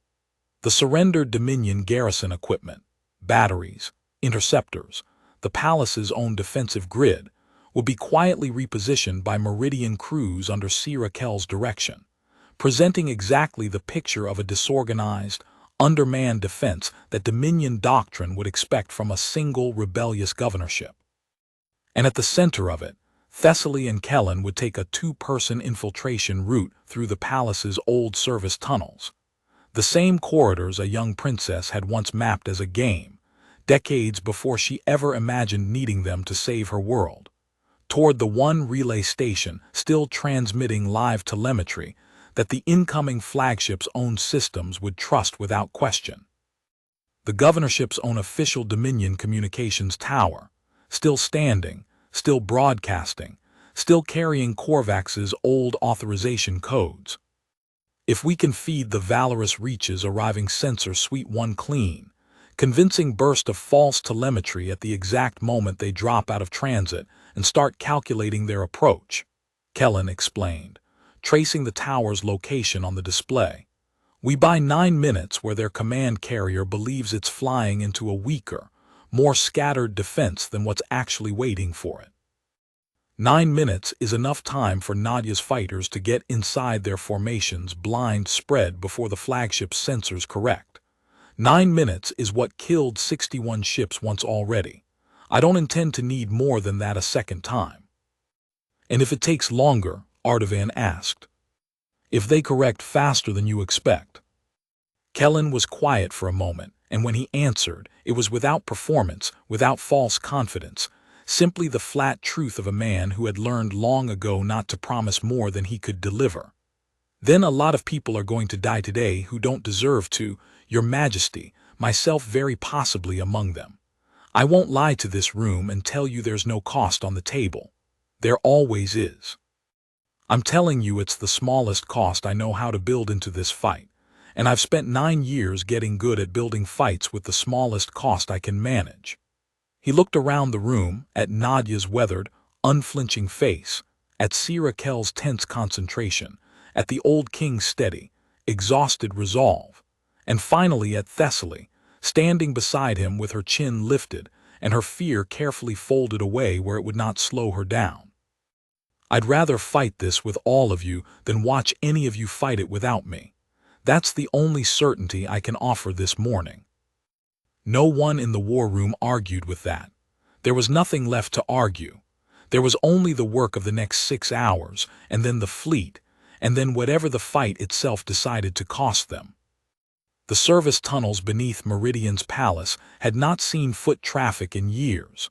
Old stone corridors built by Thessaly's great-grandfather as an escape route during a border conflict 2 generations gone, forgotten by the Dominion's occupation surveys, because they appeared on no modern schematic the Empire had ever bothered to update. Thessaly led the way with a hand-drawn confidence that surprised even her, memories surfacing in pieces as they moved. The third turn always sticks. Mind the low beam past the old cistern. The door at the end sings if you don't lift the latch first. Fragments of a childhood spent hiding from tutors rather than soldiers, repurposed now for something infinitely more serious. You really did play here as a child, Kellen said, quiet behind her, his footsteps near silent on the old stone despite his size. My brother and I, he died young, a fever the physicians couldn't stop, years before the Dominion ever found Meridian. She had not spoken of him in a long while. The words came out steadier than she expected. I used to imagine after that I was mapping these tunnels for him. Foolish, maybe. Children make sense of grief however they can find to make it. It's not foolish, Kellen said. I've built my whole life since Asheville the same way. Everything I learned, everything I trained myself to become, some part of it was always for the people I couldn't save the first time. I don't think that's foolishness, Thessaly. I think it's the only honest way anyone survives grief large enough to reshape them. She glanced back at him in the low tunnel light, and something passed between them that had nothing to do with tactics or telemetry or the fleet bearing down on her world. Something that had been building, quiet and unacknowledged, through 5 weeks of shared danger and shared dignity. And she found, in that narrow stone corridor with an empire's reckoning 6 hours away, that she no longer wanted to pretend it wasn't there. When this is finished, she said, however it's finished, I want you to know that whatever happens next between us, it stops being something the Dominion chose for either of us. I choose this. I choose you, Kellen Wren, chains or no chains, and I have for longer than I've let either of us admit. He stopped walking. In the dim light, his weathered face held something she had not seen there before. Not the patient calculation of a soldier, not the old grief of a survivor, but something simpler and more unguarded than either. I chose you the night I found out you'd asked about Asheville, he said. I just didn't think I had any right to say so, married into your life by an empire's cruelty, with a war I hadn't finished still sitting between us. He reached out, careful, and rested his hand briefly against the side of her face, a touch that asked rather than claimed. If we live through today, Thessaly Asherah, I intend to ask you properly, not a Dominion notary. Not a welded chain, just you and me, and whatever this world lets us build once it's finally ours again. Then let's go make sure this world is still standing to build it in, she said, and though her voice shook slightly on the last words, her hand found his and held it steady, and together they went on toward the relay tower. They reached it 40 minutes before the Dominion fleet's projected drop point, a squat, unremarkable comms structure at the edge of the crystal fields that had broadcast Corvax's authorized transmissions for the better part of a year and would, for the next critical 9 minutes, broadcast something the Marshal had never approved. Sir Kel's engineers had already rigged the false telemetry package.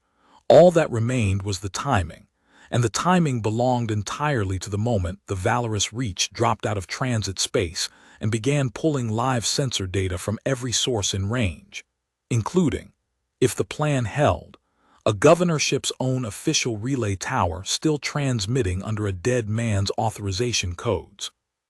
Thessaly stood at the tower's base with a hand terminal that would trigger the burst, watching the sky, while Kellen crouched at the security panel beside her, disabling the tower's automated defenses with the same economical patience he brought to everything. And neither of them spoke of what waited on the other side of the next hour, because there was nothing left to say that the work itself was not already saying. The fleet arrived on schedule, 206 hulls resolving out of transit space distortion, in a formation so vast it seemed, for one disorienting moment, to blot out a third of the visible sky, and Thessaly felt her breath catch at the sheer, overwhelming scale of the empire she and a handful of farmers and freedom fighters had decided to stand against. Now, Kellen said, quiet and certain, and she triggered the burst. For 9 minutes, the Dominion's own arrogance did the work that no weapon in Meridian's arsenal could have managed alone. The false telemetry burst painted a picture the Valorous Reach's sensor officers trusted without question, because it came stamped with Marshal Korvax's own authorization codes, broadcast from a tower the flagship's own registry confirmed as loyal Dominion infrastructure. A governorship in disarray, its garrison scattered and undermanned, its defensive grid reduced to a handful of outdated interceptors, and no coordinated resistance worth the name. The relief fleet's captains, trained under exactly the doctrine of centralized command Kellen had counted on, held their formation loose and confident, expecting a mopping-up action rather than a battle, and began their approach vector accordingly, unhurried, contemptuous of a threat their own command carrier assured them barely existed. Nadia Cross's 41 ships came out of the Crystal Field canyons at the 9th minute exactly, not as a formation, but as a scattering of individual strikes, each one aimed with the precision of 9 years spent memorizing Dominion hull weaknesses. And the relief fleet's loose, confident formation turned, in the space of 90 seconds, into 206 ships trying to reorganize under fire from an enemy their own sensors had assured them did not exist in meaningful numbers. Thessaly watched it unfold from the relay tower's small viewing platform, her heart hammering, Kellen a steady, watchful presence beside her, and understood with the same cold clarity that had let her stand in a throne hall 3 weeks earlier and dismantle Korvax's execution order with nothing but the truth spoken aloud, that this was not the desperate, doomed defense the numbers had suggested it would be. It was something closer to a debt finally being collected, 9 years overdue, with interest. The flagship's correcting, Kellen said, watching a secondary display Sierra Kell's engineers had rigged to pull live fleet telemetry. Faster than I hoped. They're rallying the outer escort screen back toward the carrier. Is that bad? It's what I'd do if I were them. Consolidate around the command ship, protect the relay, ride out the confusion until their sensors sort real threats from ghosts. His jaw tightened, calculating. It means the window's closing faster than 9 minutes bought us. Nadia knows it. Watch.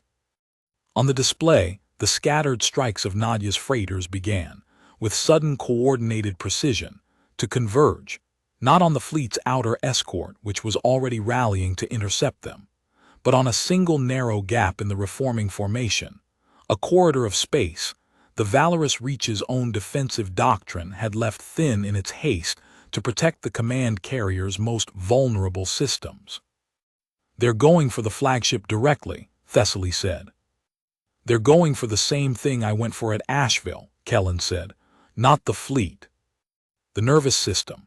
Take the command carrier's relay offline, and 200 hulls become 200 captains with no coordinated orders, fighting a battle none of them individually understands the full shape of.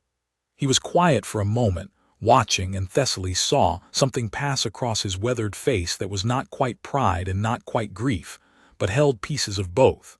Nadia was my second at Asheville. She helped me plan the run that killed the Third Fleet. She's better at this than I am, if I'm honest. I just happen to be the one still standing at the end of it." The strike on the Valorous Reaches relay came at the 11th minute. 6 converted freighters diving through the thin gap in the escort screen with a coordinated precision that made even Kellen go still watching it. And Thessaly held her breath as the flagship's shields flared, absorbed, flared again. And then, on the display, a cascade of system failures began propagating outward from the carrier's command deck, the telltale signature of a relay hub going dark under concentrated fire. The Dominion fleet, for the first time in the battle, went silent, not defeated, not destroyed, but suddenly, catastrophically uncoordinated. 200 captains left to make independent decisions under a doctrine that had never once trained them to trust their own judgment over a central command they could no longer hear. "Now it's not a battle anymore," Kellen said quietly. "Now it's 200 people trying to decide, individually, whether this fight is still worth dying for, with no one left to tell them what the right answer is supposed to be." It took another hour for the answer to become clear. An hour Thessaly spent at the relay tower with her hand in Kellen's, watching a battle neither of them could fully control unfold across a display that felt, at times, unbearably distant from the actual stakes of every life it represented. Escort cruisers, cut off from Central Command, began breaking formation, some pressing forward in isolated, uncoordinated strikes that Nadia's fighters picked apart one at a time, others, more cautiously, falling back toward the relative safety of the outer belt, unwilling to commit fully to a fight their own doctrine had never prepared them to wage without orders.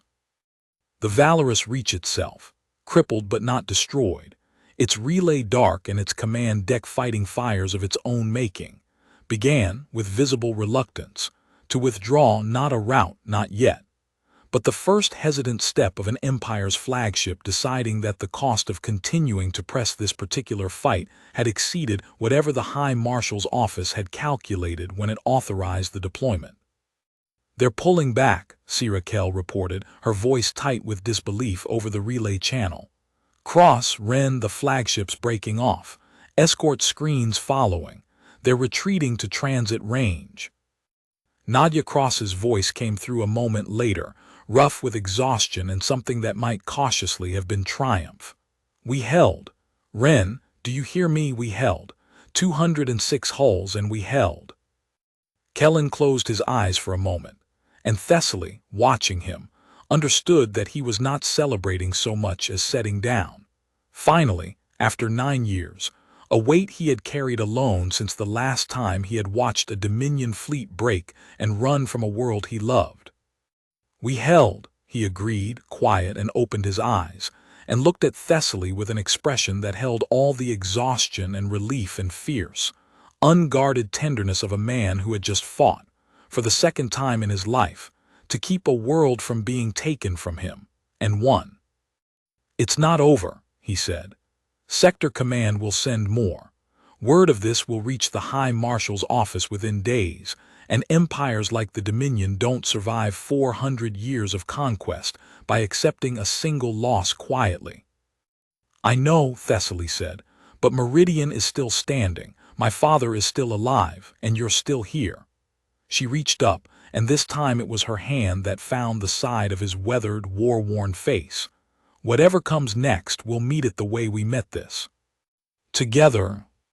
Below them, across the crystal fields, the last scattered fires from the battle were burning themselves out under a sky finally, cautiously, clearing of Dominion hulls, and somewhere in the wreckage of a broken flagship's relay, a message was already propagating outward through what remained of the sector's communication network.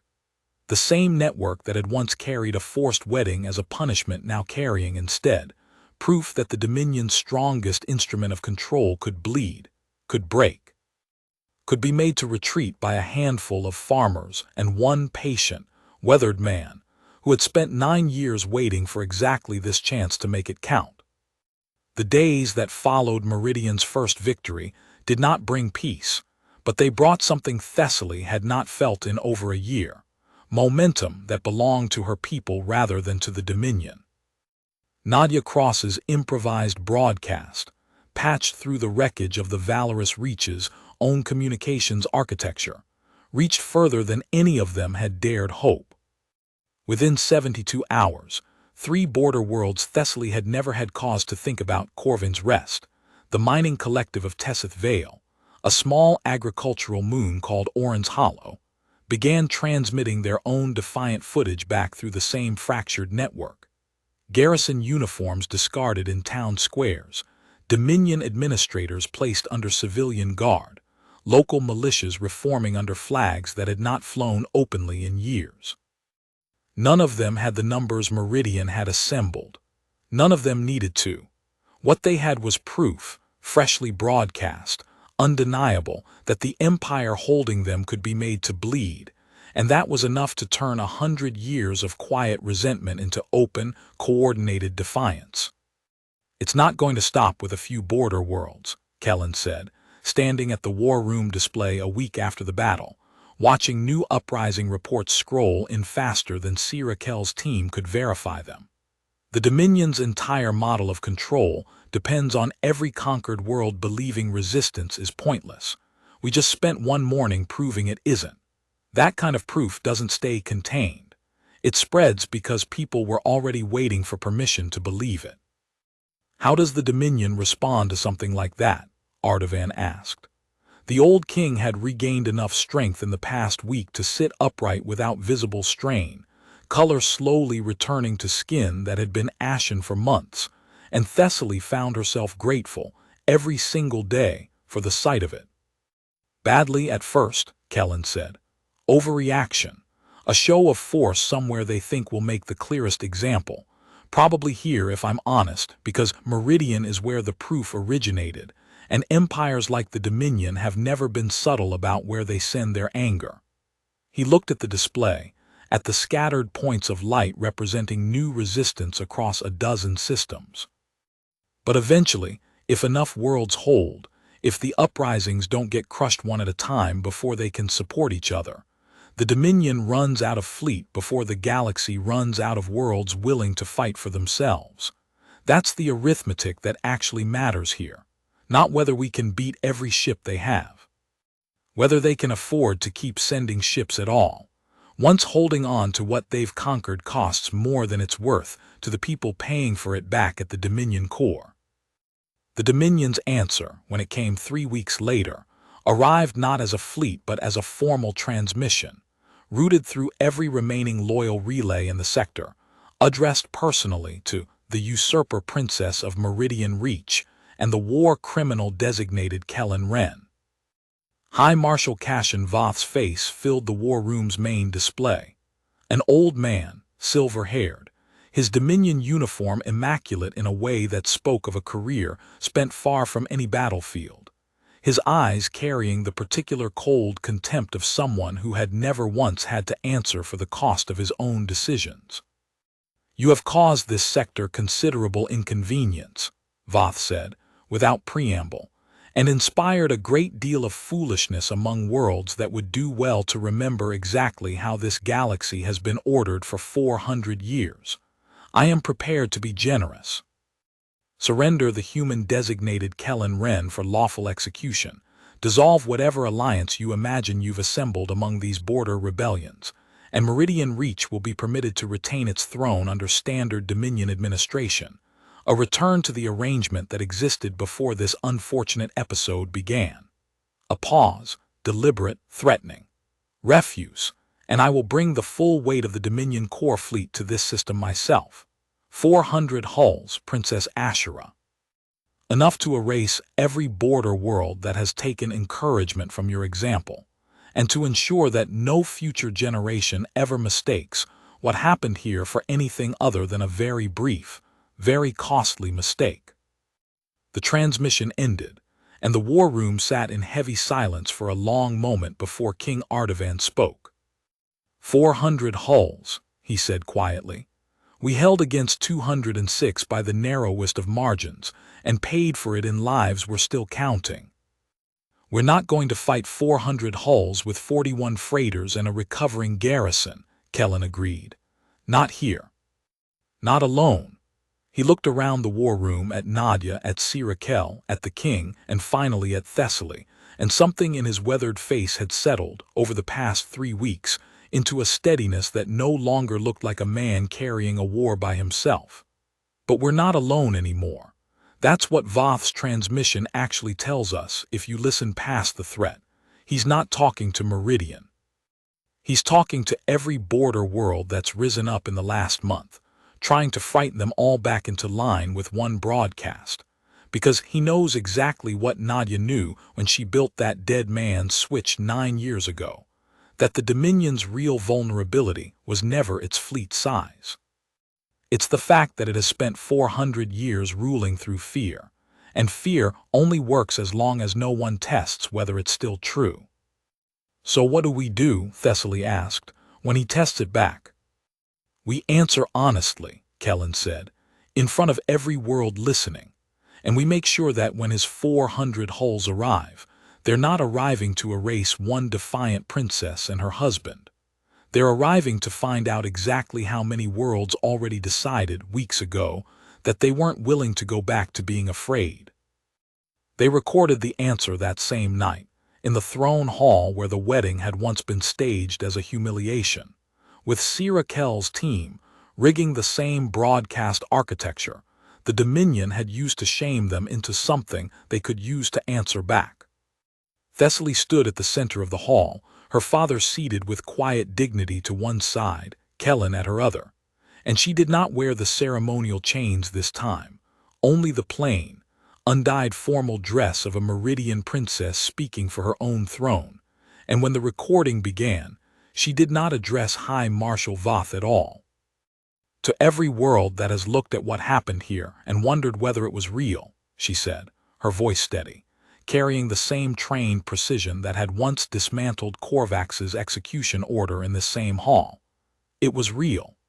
206 Dominion hulls came to this system to erase an inconvenient truth, and they left instead having learned that the truth doesn't erase as easily as the Dominion has always told you it would. My father's kingdom was occupied for a year. My people were starved, watched, humiliated by design on a schedule engineered to remind us every single day that we belonged to someone else. I believed for most of that year that endurance was the only kind of resistance left to us. She paused and let herself deliberately look toward Kellen, weathered and steady beside her. I was wrong. Endurance kept us alive. It did not set us free. What set us free was refusing, finally, to be afraid of a story the Dominion had spent 400 years telling us was unbeatable. Kellen spoke next, his voice carrying none of the practiced formality of a prince consort, only the plain, unhurried weight of a man who had earned every word of what he was about to say the hardest way there was. My name is Kellen Wren. I'm from a world called Asheville that the Dominion decided didn't need to exist anymore, because it asked for fairness instead of accepting theft dressed up as a treaty. I watched my mother die of a shortage the Dominion manufactured to punish my colony for wanting to keep enough food to survive its own winter. I spent 9 years afterward learning exactly how thin the Dominion's fear actually stretches once someone stops accepting it as inevitable. He looked directly into the recording lens, and something in his steady, patient gaze carried further than any raised voice could have managed. High Marshal Voth has offered every world watching this a choice tonight. Go back to being afraid, or watch what happens to worlds that don't. I'd ask you to remember, before you decide, that fear was never actually keeping any of us safe. It was only ever keeping us quiet. Meridian has decided it's done being quiet. We'd welcome the company of anyone else who's decided the same. The recording ended there, unembellished, and within a day it had reached further than either of them had truly believed possible. Pulled and rebroadcast not just by 3 border worlds now, but by dozens, by systems Thessaly had only ever seen listed in her father's old trade ledgers, worlds whose names she had never once expected to matter to Meridian's survival, all of them suddenly, urgently, asking the same question Nadia Cross's veterans had spent 9 years answering privately among themselves. whether the empire everyone had assumed was permanent might, in fact, simply be tired, overextended, and finally out of convincing reasons for 400 worlds to keep believing in its inevitability. By the time High Marshal Voth's 400 hulls actually reached the edge of Meridian's system, 3 weeks later than his transmission had threatened, delayed, Nadia's intelligence contacts reported, by no fewer than 6 separate uprisings along the fleet's transit route that had to be individually contained or bypassed before the core fleet could even begin its journey. It was no longer arriving to punish a single defiant princess. It was arriving to find out just how much of the Dominion it still actually controlled. The coalition that met Voth's fleet at Meridian's edge was not the desperate, improvised defense that had faced down the valorous Reach 3 weeks earlier. It was something Thessaly still, even standing in the middle of it, found difficult to fully believe. Nadia Cross's 41 Asheville veterans, reinforced now by another 60 ships drawn from the newly liberated border worlds, each crewed by people who had spent a year or a decade believing resistance was pointless, and had, in the space of a month, unlearned that belief entirely. Meridian's own garrison, rebuilt and retrained under Sira Kell's steady command. And arriving in the final days before Voth's fleet reached the system, a scattering of independent vessels from worlds far enough from Meridian that Thessaly had never expected their help at all, traders, salvage crews, even a handful of defected Dominion officers who had watched the broadcast and decided, after years of quiet service, that they no longer wished to be on the side that manufactured famines to punish defiance.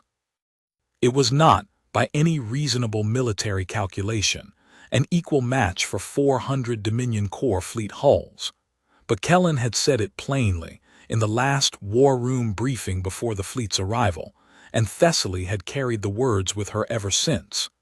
We're not trying to win a battle of numbers because we can't.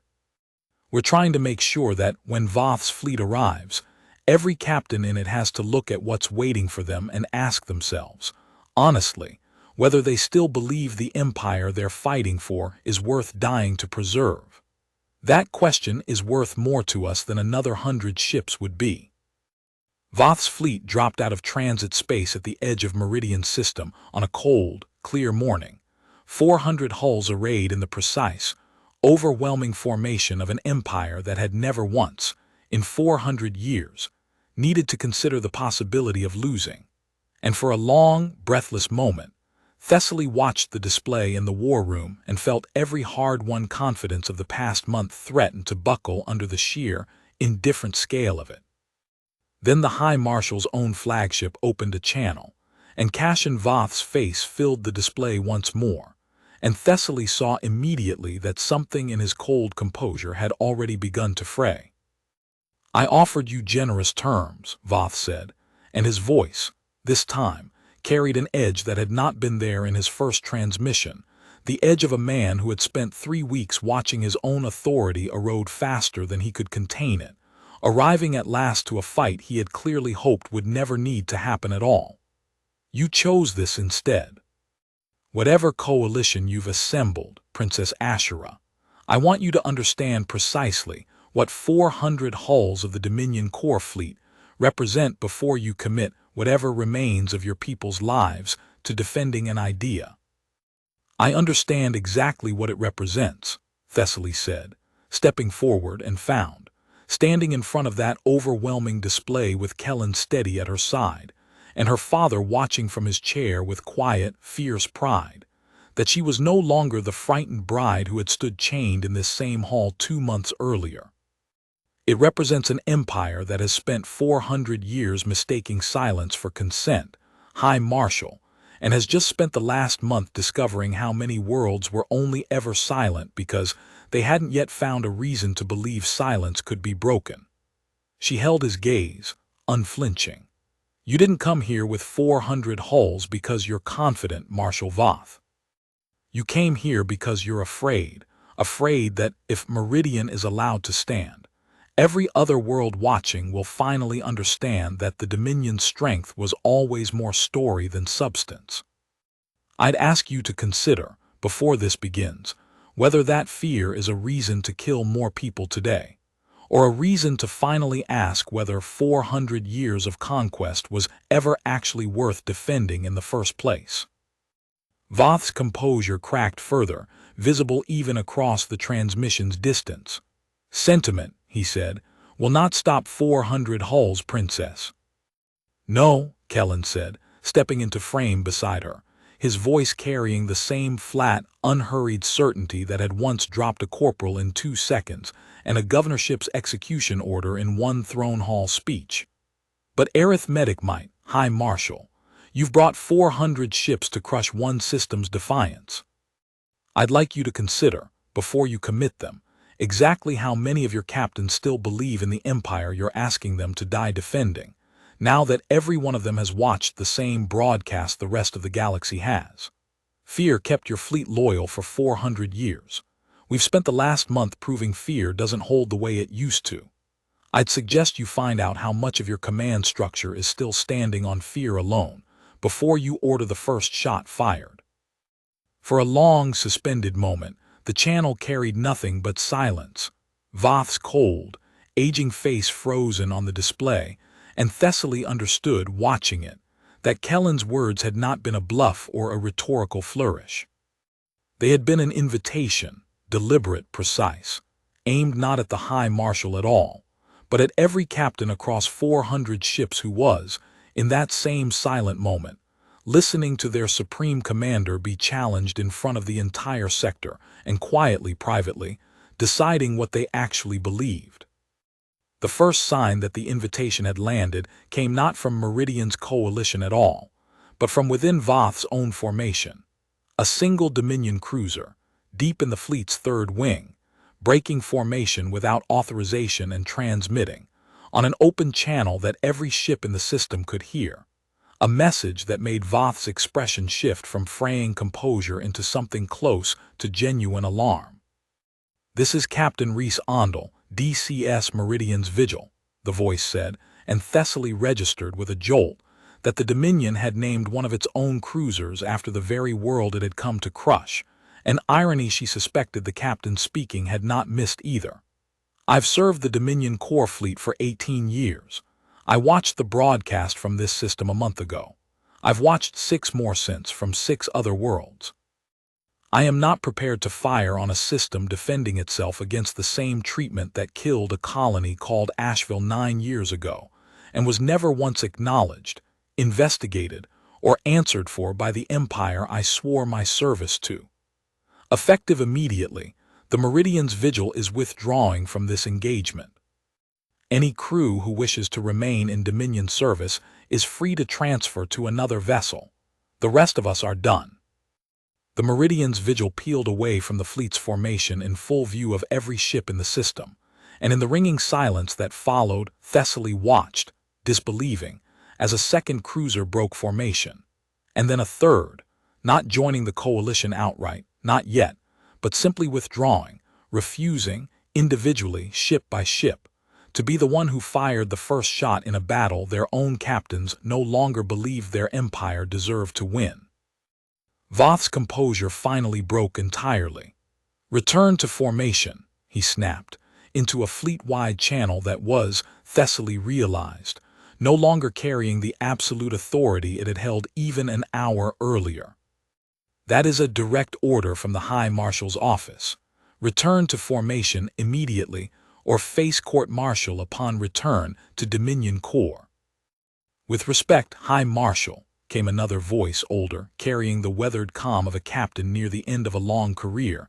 "I don't think there's much of a Dominion Corps left to court-martial anyone by the time we get back. My cousin serves in the 2nd Sector Fleet. She calmed me 3 days ago. Tessith Vale's uprising isn't isolated anymore, sir. Neither is Orin's Hollow or Corvin's Rest or 4 other systems I could name. The Senate's already in emergency session back at Dominion Core, arguing about whether your office authorized this deployment without proper oversight. I don't think firing on Meridian today saves your position, sir. I think it just makes sure history remembers exactly whose order it was." Thessaly watched, in the space of 20 disbelieving minutes, an empire that had ruled 400 worlds for 4 centuries begin, ship by ship, captain by captain, to quietly, irreversibly come apart, not from a single decisive battle, not from Kellen's hidden strength or Nadia's hard-won coalition alone, but from the accumulated weight of every small, private decision made across 100 ships by people who had simply, finally, stopped believing that the fear holding them in line was worth what it had always cost everyone beneath it. By the time the last of Voth's formation had either withdrawn, defected outright to the growing coalition, or, in the case of a stubborn few loyalist captains still willing to fight, been outmaneuvered and disarmed by Nadia's veterans in a series of brief, lopsided engagements that cost the coalition remarkably few losses given the scale of the forces involved, Cashin Voth remained alone at the center of a flagship formation that had, in every meaningful sense, already ceased to exist. "You've destroyed nothing here today," Voth said, his voice hollow now, defeated in a way that had nothing to do with weapons fire. "You've simply proven the Dominion was never as strong as it claimed." "No, High Marshal," Kellen said, quiet and steady, without triumph, without cruelty, only the flat, earned certainty of a man who had spent 9 years waiting for exactly this reckoning and found, now that it had finally arrived, that it brought him no pleasure at all, only a long overdue kind of peace. "We've proven it was never as strong as it needed everyone to believe it was in order to keep ruling them. That's not the same thing as destroying it. You did that yourselves, 400 years at a time, every time you decided fear was cheaper than fairness. Today just happened to be the day the bill came due." Voth surrendered his command within the hour, not to Meridian's coalition, but to Captain Reese Ondel and the growing knot of defected officers who had, in the space of a single morning, become something closer to a provisional authority than any of them had expected to hold. He was not executed, though Thessaly suspected there were officers in that fleet who would have accepted the outcome without protest. He was placed under guard, his own authorization codes revoked by his own subordinates, and shipped back toward Dominion Corps to answer, at last, to a Senate that had spent 3 weeks watching its own military authority collapse under the weight of a single broadcast it had never anticipated and could no longer contain. Sirakel, who had spent a year serving her father's underground council before ever imagining she would one day read Dominion fleet telemetry in a war room built from a converted archive, found herself, in those same weeks, formally appointed to command Meridian's rebuilt planetary defense force, the first woman to hold that post in the Reach's 400-year history, and one, Thessaly noted with quiet satisfaction, whose appointment no member of the restored court thought to question even once, a small but telling sign of exactly how much the world around them had already changed. The formal end came 6 weeks later, relayed through what remained of the sector's communication network in language so carefully bureaucratic that Thessaly almost laughed, reading it, at how small the words looked compared to the cost that had bought them. The Dominion Senate, in emergency session, voted to suspend the Concordat of subjugation across all territories, effective immediately, pending a full review of extraction treaties and administrative governance across every conquered system. High Marshal Cashin Voth was relieved of his command pending inquiry. A dozen sector governorships, Meridians among them, were granted provisional recognition of self-rule while the Senate, fractured now, its authority no longer taken for granted by worlds that had spent a month learning it could be defied, attempted to determine what, if anything, the Dominion would look like once the fear holding it together finally, fully, gave way. It was not, Kellen told her honestly, the end of the Dominion. Empires 400 years old did not simply dissolve because one Senate session voted to suspend a single law. There would be years of negotiation ahead, worlds that chose to remain within whatever the Dominion reshaped itself into, and worlds that chose full independence, old grievances that would take a generation or more to properly settle. But it was, undeniably, the end of the Dominion that had welded chains onto a princess's, wrists as public entertainment, the end of an empire that could threaten 400 hulls against a single defiant system and expect its own captains to simply obey without question. Marshal Korvax's own reckoning came sooner and closer to home. He had been held under Meridian guard since the morning of the throne hall confrontation, his broken wrist set and healing under the same physicians who had once been ordered to keep her father sick enough to be manageable and healthy enough not to die on Dominion paperwork. And Thessaly had put off, for weeks, the question of what justice actually looked like for a man who had engineered a year of calculated cruelty, and then tried twice to have her husband murdered for the crime of surviving it. She went to see him herself, the week before the formal council, against Kellen's quiet but unpressed misgivings, because she had decided, somewhere in the long nights since the wedding chains first closed around her wrist, that she was done letting other people's cruelty be handled entirely out of her sight, the way her father's illness had been handled out of her sight, the way an entire year of occupation had been handled as something that happened to her rather than something she had any say in.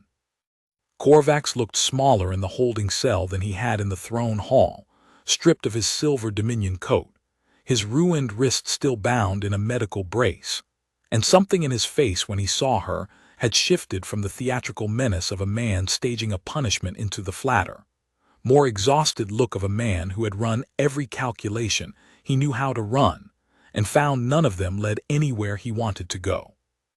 "Come to gloat, princess?" he asked, though there was no real heat left in it. "Come to ask you something," Thessaly said, "that I don't think anyone's bothered to ask you honestly in a very long time. Did you believe it? The Concordat, the extraction treaties, the idea that starving my people into compliance was justice rather than theft with better paperwork. Did you actually believe any of it, or did you simply find it easier to enforce than to question?" Korvax was quiet for a long moment, and when he finally answered, his voice had lost every trace of the smooth, cruel confidence he'd worn at her wedding. "I believed the Empire knew things I didn't," he said. "I believed 400 years of order had to be built on something more solid than one governor's discomfort with the methods. I told myself that every single day for 20 years, right up until a man I'd sentenced to a humiliation marriage stood in my own throne hall and made me watch 200 officers realize, in real time, that they'd never actually tested whether any of it was true." He looked at his ruined wrist, at the door of a cell in a palace he had once ruled absolutely. "I don't know if that's an excuse, princess. I suspect it isn't. I think it's simply the truth, and I think the truth is that I was never going to question it on my own, because questioning it would have meant admitting I'd spent 20 years building my whole life on something rotten." Thessaly considered him for a long moment, the man who had welded chains onto her wrists as public theater, who had starved her father under the guise of medical care, who had twice tried to have her husband killed rather than face what his own registry's failure meant. She felt no forgiveness rising in her, and did not reach for any that wasn't real. "Meridian's council will decide your formal sentence next week," she said. "I won't pretend I have any interest in mercy on your behalf, Marshal, not after what you did to my father, not after what you tried to do to my husband twice in 1 week. But I came to tell you this myself, rather than let you hear it secondhand. Whatever this council decides, it will decide it openly, with witnesses, under law you're permitted to answer to, which is more due process than you ever once extended to a single person under your occupation. That's not mercy. That's simply the difference between the empire you served and the world you're leaving behind." She left him there, in the quiet weight of a sentence not yet passed, and found, walking back through corridors that no longer echoed with Dominion patrol boots, that she felt lighter for having said it plainly rather than carrying the unspoken question of it any longer. The council, a week later, sentenced Korvax to permanent exile from Meridian space, stripped of Dominion rank and protection, remanded to whatever tribunal the fracturing Senate back at Dominion Corps still had standing to try war crimes with, a sentence that satisfied no one entirely, least of all Thessaly, who understood better than most in that hall how thoroughly inadequate any single verdict was to answer for a year of engineered suffering. But it was, at least, a verdict reached in daylight, by a court answerable to the people it governed, rather than a cruelty dispensed by decree from a man who had never once had to justify it to anyone but himself. And Thessaly found, watching Corvax led from the hall under Meridian guard rather than Dominion silver, that daylight was very nearly enough. Word of what had happened at Meridian traveled faster and further than any of them. Even Nadia, with her 9 years of underground broadcast experience, had truly anticipated. Within a month, messages began arriving through the sector's slowly rebuilding relay network from worlds Thessaly had never expected to hear from at all. A formal letter of gratitude from the Council of Tessith Vale, whose mining collective had shrugged off its Dominion administrators within a week of the Meridian broadcast, and had not, in the chaos of the Senate's collapse, been reoccupied. A hesitant, wondering transmission from a small agricultural world called Perrin's Hope, 3 sectors distant, whose people had watched the footage of a princess dismantling an execution order with nothing but the truth spoken aloud, and had, inspired by it, staged their own quiet, bloodless refusal of a Dominion labor quota that no one had ever successfully refused before.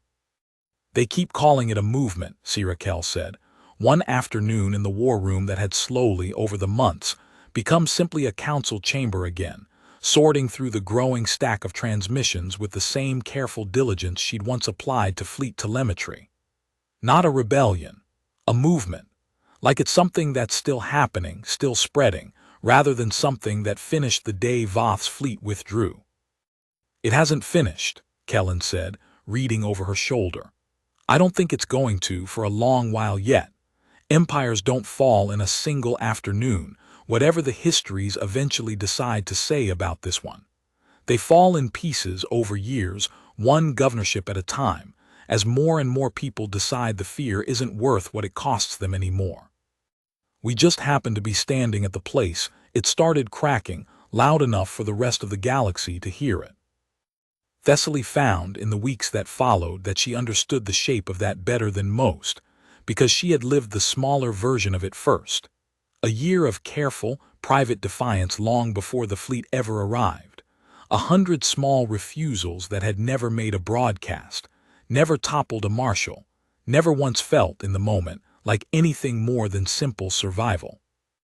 It was strange and humbling to watch that same private arithmetic play out now across dozens of worlds at once, each one discovering in its own time, and its own way, that the empire holding them had always been more fragile than its 400 years of unbroken rule had ever let them believe. Not every world's uprising succeeded cleanly.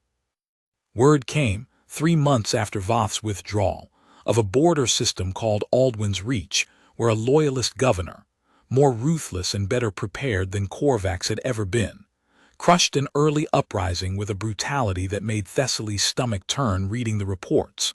A stark, painful reminder that the Empire's collapse would not be bloodless everywhere it happened, that the cost of what Meridian had started would go on being paid, unevenly, by worlds Thessaly had never set foot on, and might never have the chance to help directly.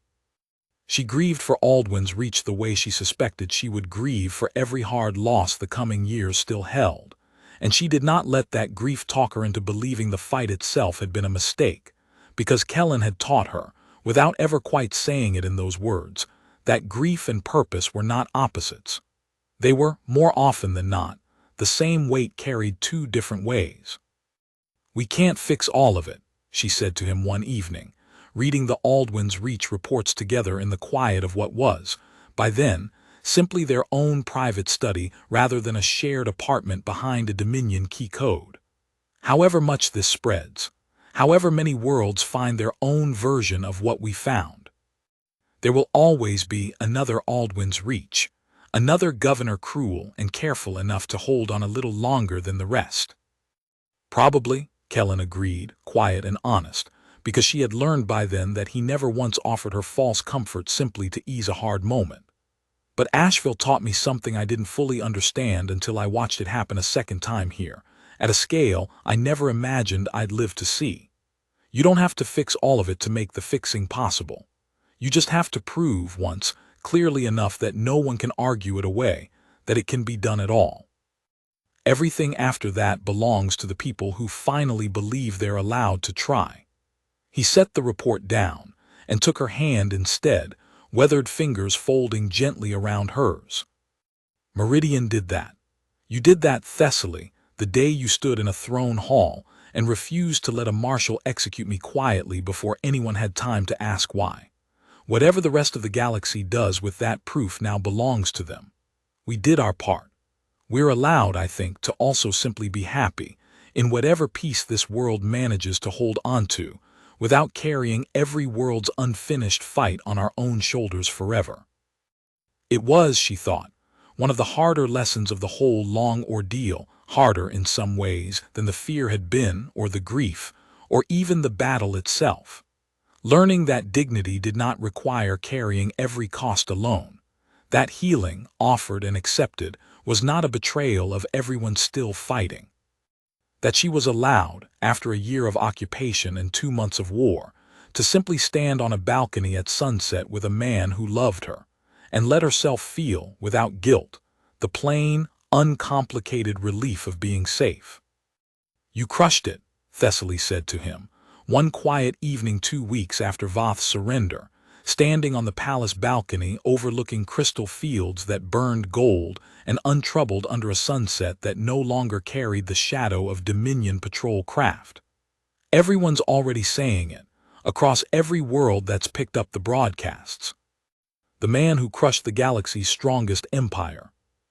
Kellen was quiet for a long moment, watching the same sunset, the old weathered stillness in his face settling into something Thessaly had only seen glimpses of before, not triumph, not relief exactly, but a kind of hard-won peace that looked, finally, like a man setting down a weight he had carried alone for far too long. I didn't crush anything, he said finally. Not by myself. Nadia held that fleet together for 9 years on nothing but grief and stubbornness. Raquel rebuilt a garrison out of a year of occupation in 6 weeks. Your father held a throne together through a year of humiliation, without once giving the Dominion the satisfaction of watching him break. 100 captains looked at what we'd already done and decided on their own that they were done being afraid. He turned to her, and something in his eyes carried all the quiet conviction of a man who had spent 9 years believing he would always have to carry the worst of it alone, and had finally, fully, unlearned that belief. I lit the match, Thessaly.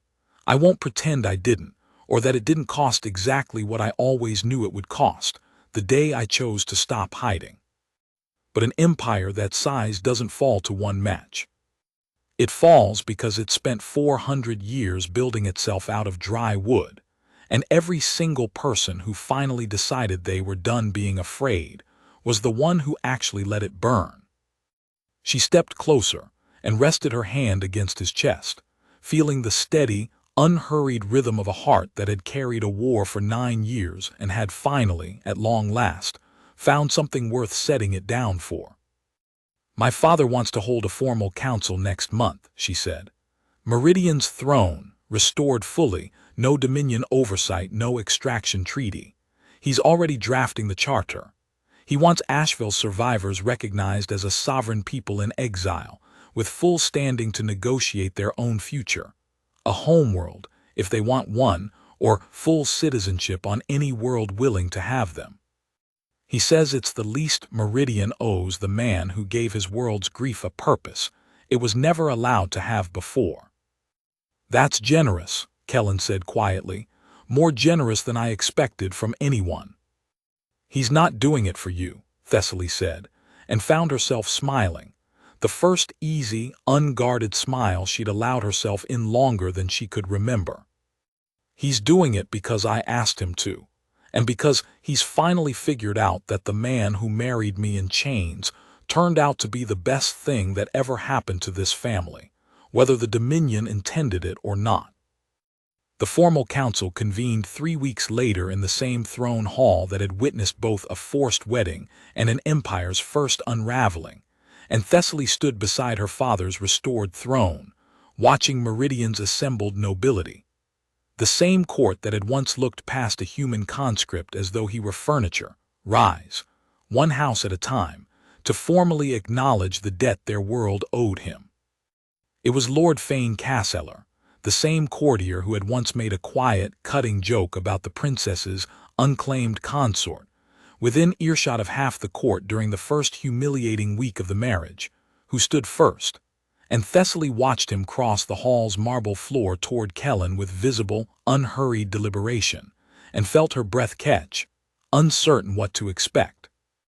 Fane stopped in front of Kellen Wren, and bowed, not the shallow, formal incline of a courtier acknowledging rank, but a full, deliberate bow, low and unhurried, the kind Meridian's old protocols reserved for exactly one circumstance: the recognition of a life debt owed by the throne itself.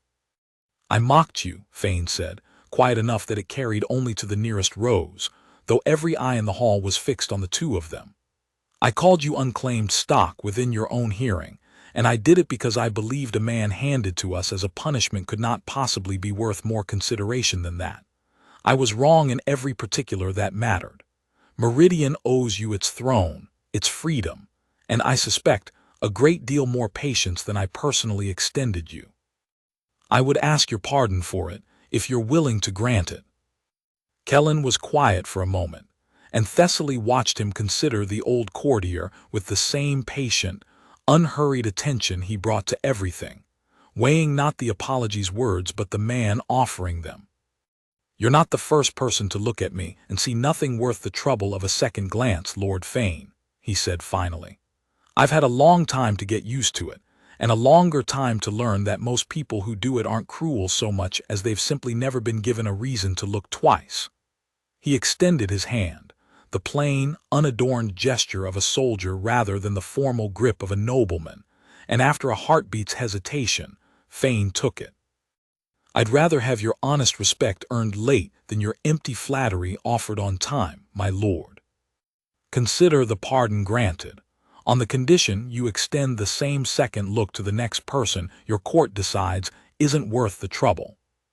One by one, the assembled houses of Meridian followed Fane's example, and Thessaly watched a court that had spent a year learning to survive Dominion occupation through careful, quiet compliance slowly, formally, learn a different lesson instead: that the dignity the Dominion had tried to strip from an entire world had never actually been theirs to take, only theirs to be reminded of, by a man who had refused from the very first day of a marriage built to humiliate him, to let anyone forget it. Her father rose last, leaning more heavily on his cane than pride would have preferred, and crossed to stand before Kellen Wren himself, and the entire hall fell silent, waiting. "I have spent 40 years learning what a king owes his people," Artavan Asherah said, his voice carrying with the old, sharp authority Thessaly remembered from before the occupation, before the illness, before a year of careful survival had worn it thin. "I have never, in all that time, expected to learn something so essential from a man the Dominion handed to my daughter as a cruelty. You gave Meridian back its dignity before you ever gave it back its throne, Kellen Wren, and I want every house in this hall to understand clearly that the second could never have happened without the first." He extended both hands, an old Meridian gesture reserved for exactly one purpose: the formal welcome of an outsider into the full protection and standing of the royal house itself. "Welcome home, son. Whatever comes next for this world, you will never again stand in this hall as anyone's punishment, only as its own." The words landed in the quiet hall with a weight Thessaly felt in her own chest, and she watched Kellen Wren, a man who had spent 9 years alone with a grief too large for any single person to carry, who had slept on the floor of a stranger's room rather than presume on a comfort he hadn't earned, who had given away half a meal to a groundskeeper the Dominion had never bothered to see as a person at all, take her father's offered hands, and for the first time since she had met him, she saw something in his weathered, patient face come fully, quietly undone. "Thank you," he said, and it was the only thing he managed, and it was, in that hall, entirely enough. He asked her, a few days later, if she would come with him somewhere that had nothing to do with courts or councils or the slow, careful work of rebuilding a kingdom, and she agreed without asking where, because by then she had learned that Kellen Wren rarely asked for anything he did not consider genuinely necessary. Nadia Cross flew them out herself, in one of the converted freighters that had helped hold Meridian Sky a month earlier, past the crystal fields and the outer belt and into open space, toward a small, unremarkable star system that appeared on no current Dominion chart at all, because the Dominion's own records had long ago decided it was easier to forget it had ever existed. Asheville from orbit looked like any dead world, gray-brown continents, thin atmosphere, no city lights breaking the dark side silence. Kellen stood at the freighter's viewport for a long time before he spoke, and Thessaly stood beside him, quiet, letting him find the words at his own pace. "I haven't been back since the fleet went dark," he said finally. 9 years. I told myself there wasn't any point, nothing left to go back for, no one left to see it. I think the truth is I was afraid of what it would feel like, standing on ground that used to be a whole world's worth of grain fields and children's schools and my mother's garden, and finding out it had just become empty dirt in the meantime. He looked at her, weathered and unguarded in a way she had come to recognize as the truest version of him. "I wanted you to see it, not because there's anything left worth seeing. Because I think I finally have somewhere I can bring this grief that isn't just carrying it alone anymore. And I wanted that somewhere to include you." They landed near what had once been the Colonial Council Hall, its foundations still visible under 9 years of wild grass, and Kellen walked the old ground slowly, silently, tracing paths Thessaly understood he still knew by heart, though there was nothing left above the grass to mark them. He stopped, eventually, at a low rise overlooking what had once been the southern grain valley, the same hillside, she realized, where a Dominion drone had once caught a 22-year-old with his father's old rifle, watching 3 ships burn 6 months of his world's food supply. "This is where it started," he said. "Not the fight, the decision. I stood right here and understood that endurance wasn't going to be enough to save anyone I loved, and that I was going to have to become something I hadn't chosen to be, in order to make sure it never happened again to anyone else." He crouched briefly and pressed his palm flat against the wild grass, an old, private gesture Thessaly suspected he had never shown anyone before. "I used to think the worst thing the Dominion did to Asheville was killing my mother. I don't think that anymore. I think the worst thing they did was making a 22-year-old farmer's son believe that becoming a weapon was the only kind of love he had left to offer anyone." Thessaly knelt beside him and rested her hand over his against the grass, and said nothing for a long while, because some griefs needed room to breathe before words could do them any justice at all. "You're not only a weapon," she finally said. "I've spent 2 months learning exactly how much of you isn't. The man who gave away half his meal to a groundskeeper nobody else bothered to see. The man who slept on a floor rather than take a comfort I hadn't offered freely. The man who told a broken marshal he doesn't kill people just for following orders, even after that marshal tried to have him murdered in his sleep." She turned his hand over, laced her fingers through his, weathered palm against her own. "Asheville made you a weapon because it had to, Kellen Wren, because the Dominion left you no other way to protect what you loved. But it didn't make you only that. Everything else, the patience, the dignity, the way you look at people the Dominion taught to disappear and see them anyway, that's not the weapon talking. That's just you. That's who you were always going to be, whatever the Dominion did to try to burn it out of you." He was quiet for a long time, looking out over the empty valley, the wild grass moving in a wind that carried no voices anymore, no children, no harvest songs, nothing but the low, patient sound of a world slowly, quietly healing from a wound 9 years old. "I'd like to build something here eventually," he said. "Not a monument, something that grows. Asheville's survivors deserve a homeworld if they want one. Your father's already offered them full standing to choose. But I think some of us are always going to want to come back here first, before we decide what comes next. I'd like it to be worth coming back to when we do. Then we'll build it, Thessaly said, together. When Meridian's steady enough to spare the resources, and Asheville's people are ready to choose. I'm not in a hurry, Kellen. I've got the rest of my life to help you build whatever this world needs to become, and I intend to use every year of it. He looked at her then, and something in his weathered face had settled in that quiet valley into a stillness she had never seen there before. Not the patient calculation of a soldier counting exits, not the old grief of a survivor keeping vigil, but something simpler and steadier, and entirely, finally, at peace. "Marry me," he said, "properly this time. No Dominion notary, no welded chains, no cameras broadcasting it to 100 worlds as a punishment. Just you choosing me, and me choosing you back, in front of the people who actually love us both." He reached into the pocket of his worn field jacket and drew out something small, plain, unremarkable, a ring made. She realized after a moment, from a fused fragment of the old rifle barrel he had carried up this hillside 9 years earlier, reshaped by his own hands into something that no longer needed to be a weapon. "I've been carrying this since before I knew your name, Thessaly Asherah. I made it the week the Dominion first told me I'd been assigned a wife I'd never met, because some part of me already knew I didn't want to walk into that marriage without something of my own to offer, whatever they'd already taken from both of us. I didn't know then what I was actually hoping for. I know now." Thessaly looked at the small, plain ring, forged from a weapon that had once watched a world burn and reshaped, patiently, over weeks of waiting, into something meant only to be given rather than used, and felt every careful wall she had spent a year building against the Dominion, against grief, against the terrifying vulnerability of choosing something for herself rather than simply enduring what she was given, come down all at once. "Yes," she said, and her voice broke finally gently on the word, not from sorrow but from a joy so total it had nowhere else to go. "Yes, Kellen Wren, I choose you.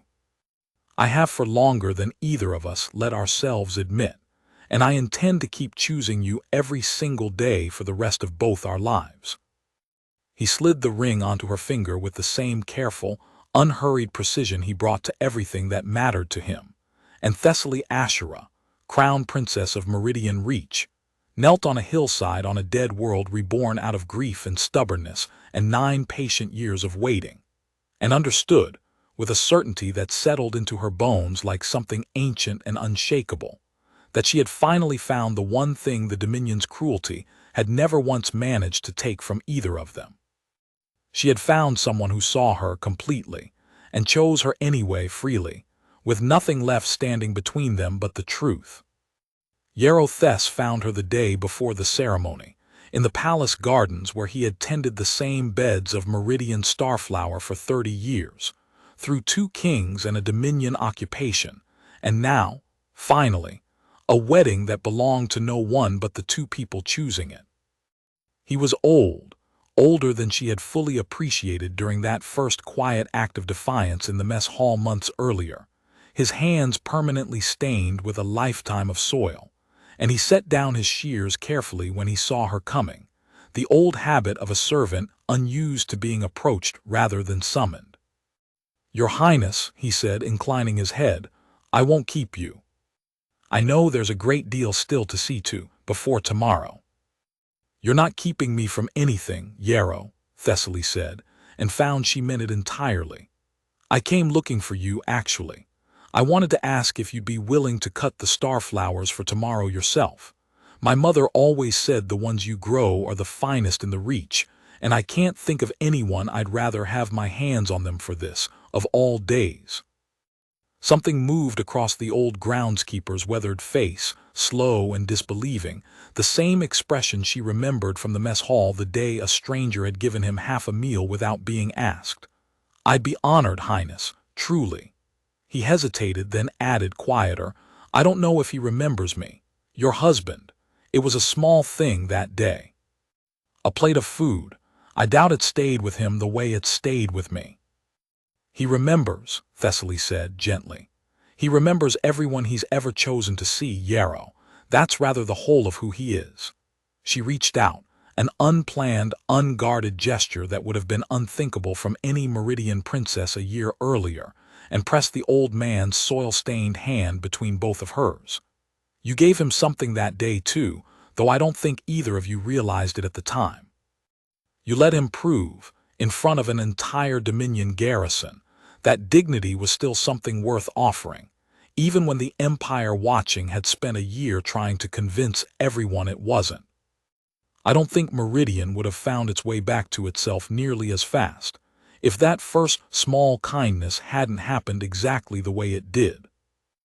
Yarrow's eyes went bright, and he did not trust himself to answer beyond a slow, grateful nod, and Thessaly left him among his starflowers with the quiet, settled certainty that some debts were best repaid not with grand gestures, but with the simple, deliberate choice to remember exactly who had helped carry a world's dignity through its darkest year, and to make sure, going forward, that no one in Meridian ever again had reason to feel invisible in their own home. They held the wedding 2 months later, in the same throne hall that had witnessed both a forced marriage and an empire's first unraveling, and Thessaly spent the morning of it standing at the same tall window where she had once watched the crystal fields burn orange under a Dominion-occupied sunset, waiting to learn what kind of man had been handed to her as a weapon. The fields that morning burned the same familiar gold they always had, but nothing else about the view felt the same at all. There were no gray coats lining the marble below, no Dominion cameras hovering at the balconies to broadcast a humiliation to 100 worlds. Only Meridian's own people, gathering freely in a hall that finally, fully, belonged to them again, and Thessaly found she had to press her hand flat against the cold stone of the windowsill for a long moment, simply to hold still against the sheer, disbelieving weight of how far they had come. Iora Vesk found her there, in a gown of pale Meridian silk that bore no resemblance at all to the plain, undyed formal dress of a hostage bride, and pressed a soft, careful hand to Thessaly's shoulder. "You don't have to be nervous," Iora said. "Everyone in that hall already loves him nearly as much as you do. I don't think there's a soul in Meridian left who remembers him as anything other than the man who gave this world back its spine." "I'm not nervous about the hall," Thessaly said, and found to her own faint surprise that it was entirely true. "I spent a year being afraid of what other people decided for me. I don't think I remember exactly what it feels like to walk towards something I chose myself in front of people who actually want to see it happen. I think that's what I'm nervous about. Not him. Just this. Being happy out loud where everyone can see it." Iora's eyes went soft. "Then let them see it," she said, echoing, without quite realizing it, the words Kellen had spoken to Thessaly in a very different hall on a very different morning. "You've earned every bit of it, Thess. Go be happy where everyone can see." The ceremony itself was, by Meridian's oldest customs, a simple thing, no Dominion notary, no welded chains, no broadcast carried to 100 worlds as a warning.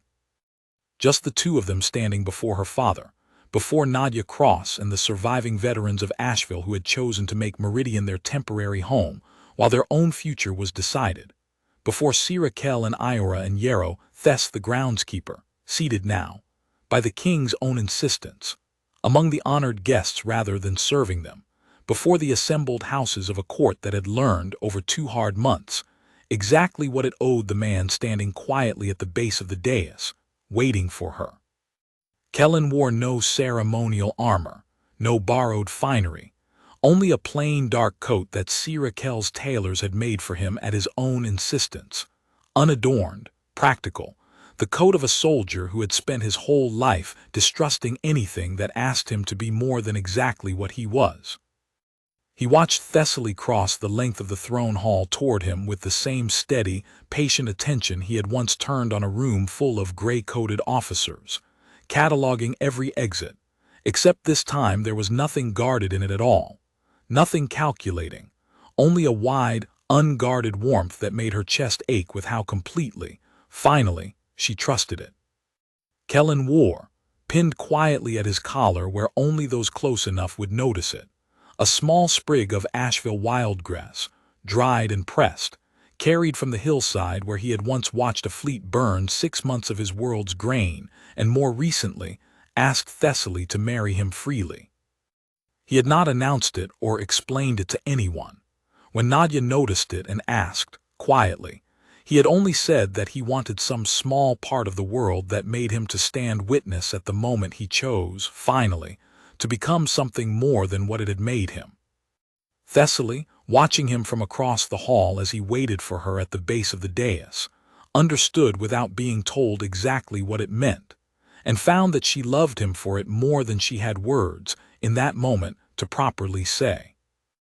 Her father spoke the old Meridian words, words that predated the Dominion's arrival by 4 centuries, words about choice and witness, and the binding that mattered more than any welded chain, the binding two people forged freely, day after day, by choosing each other again every single morning rather than being bound to it once by force. Thessaly had heard her father recite those words at other weddings, distant cousins, minor nobility, and had never once understood, until she stood inside them herself, exactly how much weight they carried. "Do you, Thessaly Ashera, crown princess of Meridian Reach," her father said, his voice steady and clear across the hushed hall, "choose this man freely before witness, understanding that no law, no chain, no empire's decree binds you to him but your own will, renewed each day you remain."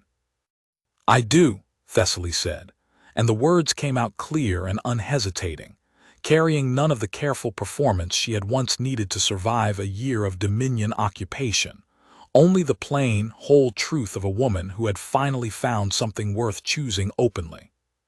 "I chose him the day I learned what Asheville cost him, and I have chosen him every single day since, and I intend to keep choosing him for as long as either of us draws breath." "And do you, Kellen Wren of Asheville," her father continued, turning to him, "choose this woman freely before witness, understanding the same?"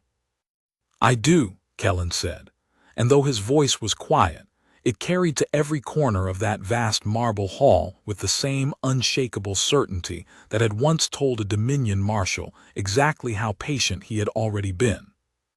"I chose her the night she asked me about a dead world with the same look on her face I wore the night I watched it burn, and I've chosen her every day since, and I will go on choosing her freely, gladly, for as long as she'll have me." Her father joined their hands, no chain, no welded seal, only the plain, warm clasp of two people choosing each other, and the throne hall of Meridian Reach, which had once applauded a princess's humiliation, erupted instead into the kind of unguarded, joyful noise Thessaly had not heard within those walls in longer than she could remember. A whole world's worth of relief and hope and hard-won gladness finally given somewhere honest to land. Captain Rhys Ondel had come too, at Nadia's invitation. Still in the plain gray of a Dominion uniform, he had not yet decided whether to formally retire, standing somewhat apart from the celebration with the careful, watchful stillness of a man, unsure whether he had truly earned a place among people he had once, technically, been sent to conquer. Kellen crossed to him without hesitation, and Thessaly watched the two men speak quietly for a long moment before Ondel's guarded posture finally eased into something like belonging. "He asked me that day at Voth's flagship whether I still believed in what I was fighting for," Ondel told her later, when Kellen had drifted back into the crowd. "Nobody had ever asked me that plainly before, Highness, not once in 18 years of service. I think that question cost the Dominion more than any weapon you brought against it. It certainly cost me every certainty I used to carry into a fight without thinking twice." He looked out at the hall, at Meridian's people dancing in a space that had once staged their humiliation, and something in his weathered face settled slowly into resolve. "I'd like to stay, if Meridian will have me, not as a soldier owed anything. Just as a man who'd like to spend the rest of his service on the side that actually asks the question, instead of the side that spent 400 years hoping no one ever would. "Meridian will have you, Captain," Thessaly said. "I suspect we're going to need every steady hand willing to ask the hard questions in the years ahead. There's a great deal of rebuilding left, for us, and for a good many worlds still finding their footing." Nadia Cross found them afterward, in the quieter moments of the gathering that followed, her weathered face carrying an expression Thessaly had not seen on it before. Not the hard, patient calculation of 9 years spent planning a reckoning, but something softer, something almost like peace.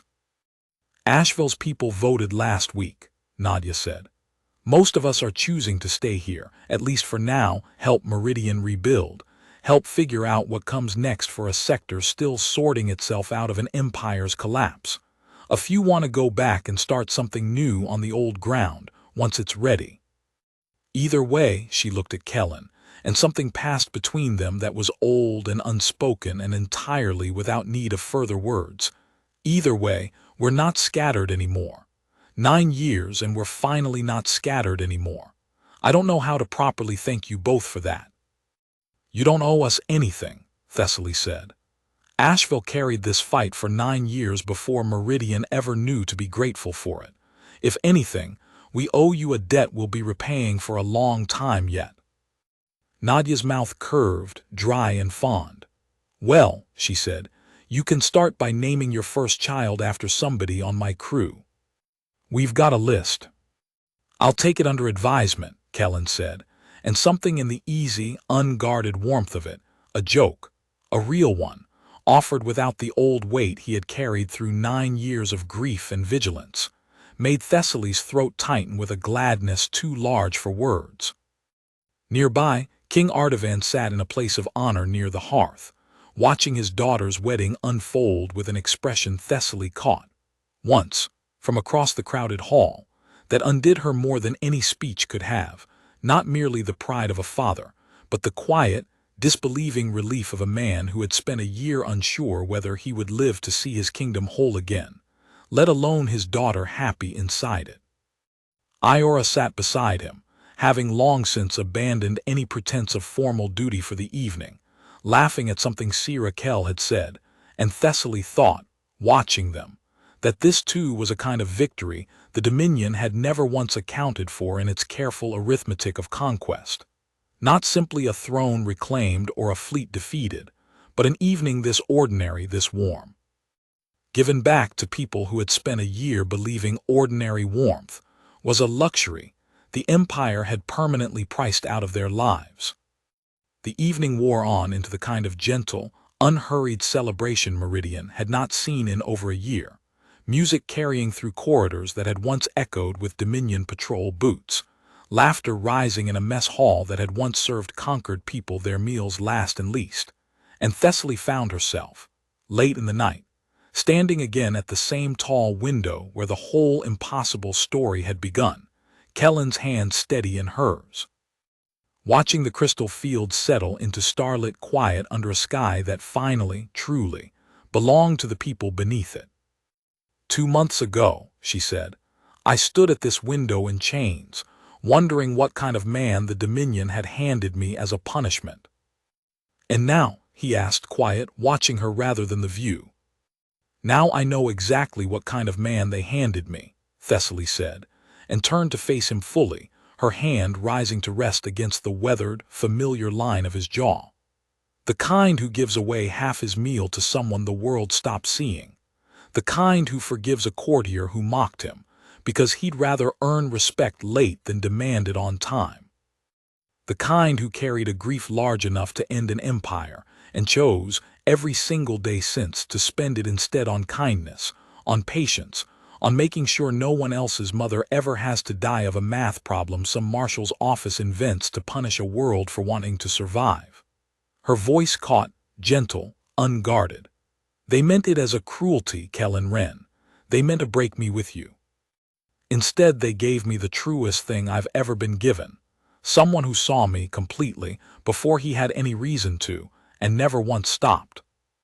Kellen drew her hand from his jaw and pressed a slow, careful kiss to her palm instead, the gentlest gesture he had offered her in 2 months of danger and grief and hard-won hope, and looked at her with the full, unguarded warmth of a man who had spent 9 years believing he would carry his war alone forever, and had finally, fully, set that belief down. "They handed you a weapon," he said quietly, "and called it a punishment." They never once stopped to ask what a weapon does, Thessaly, when someone finally gives it something worth protecting instead of something to destroy. He rested his forehead gently against hers, the old, careful distance between them entirely, freely closed. "I spent 9 years being the reckoning Asheville needed. I intend to spend the rest of my life being the husband you deserve instead. That's the only war I have left in me now, and it's the only one I ever actually wanted to fight." Outside, the crystal fields caught the last of the starlight, gold and quiet and entirely their own, and Thessaly Ashura, crown princess of a throne finally free, wife at last by her own choosing to a man the galaxy's strongest empire had handed her as a cruelty, and lost everything trying to keep, leaned into the steady warmth of him, and understood, with a certainty that settled into her like something ancient and unshakable, that whatever came next for Meridian, for Asheville, for a sector still learning how to breathe without an empire's fear pressing down on it, she would face it exactly the way she intended to face every morning for the rest of her life. Chosen scene. And never ever again alone.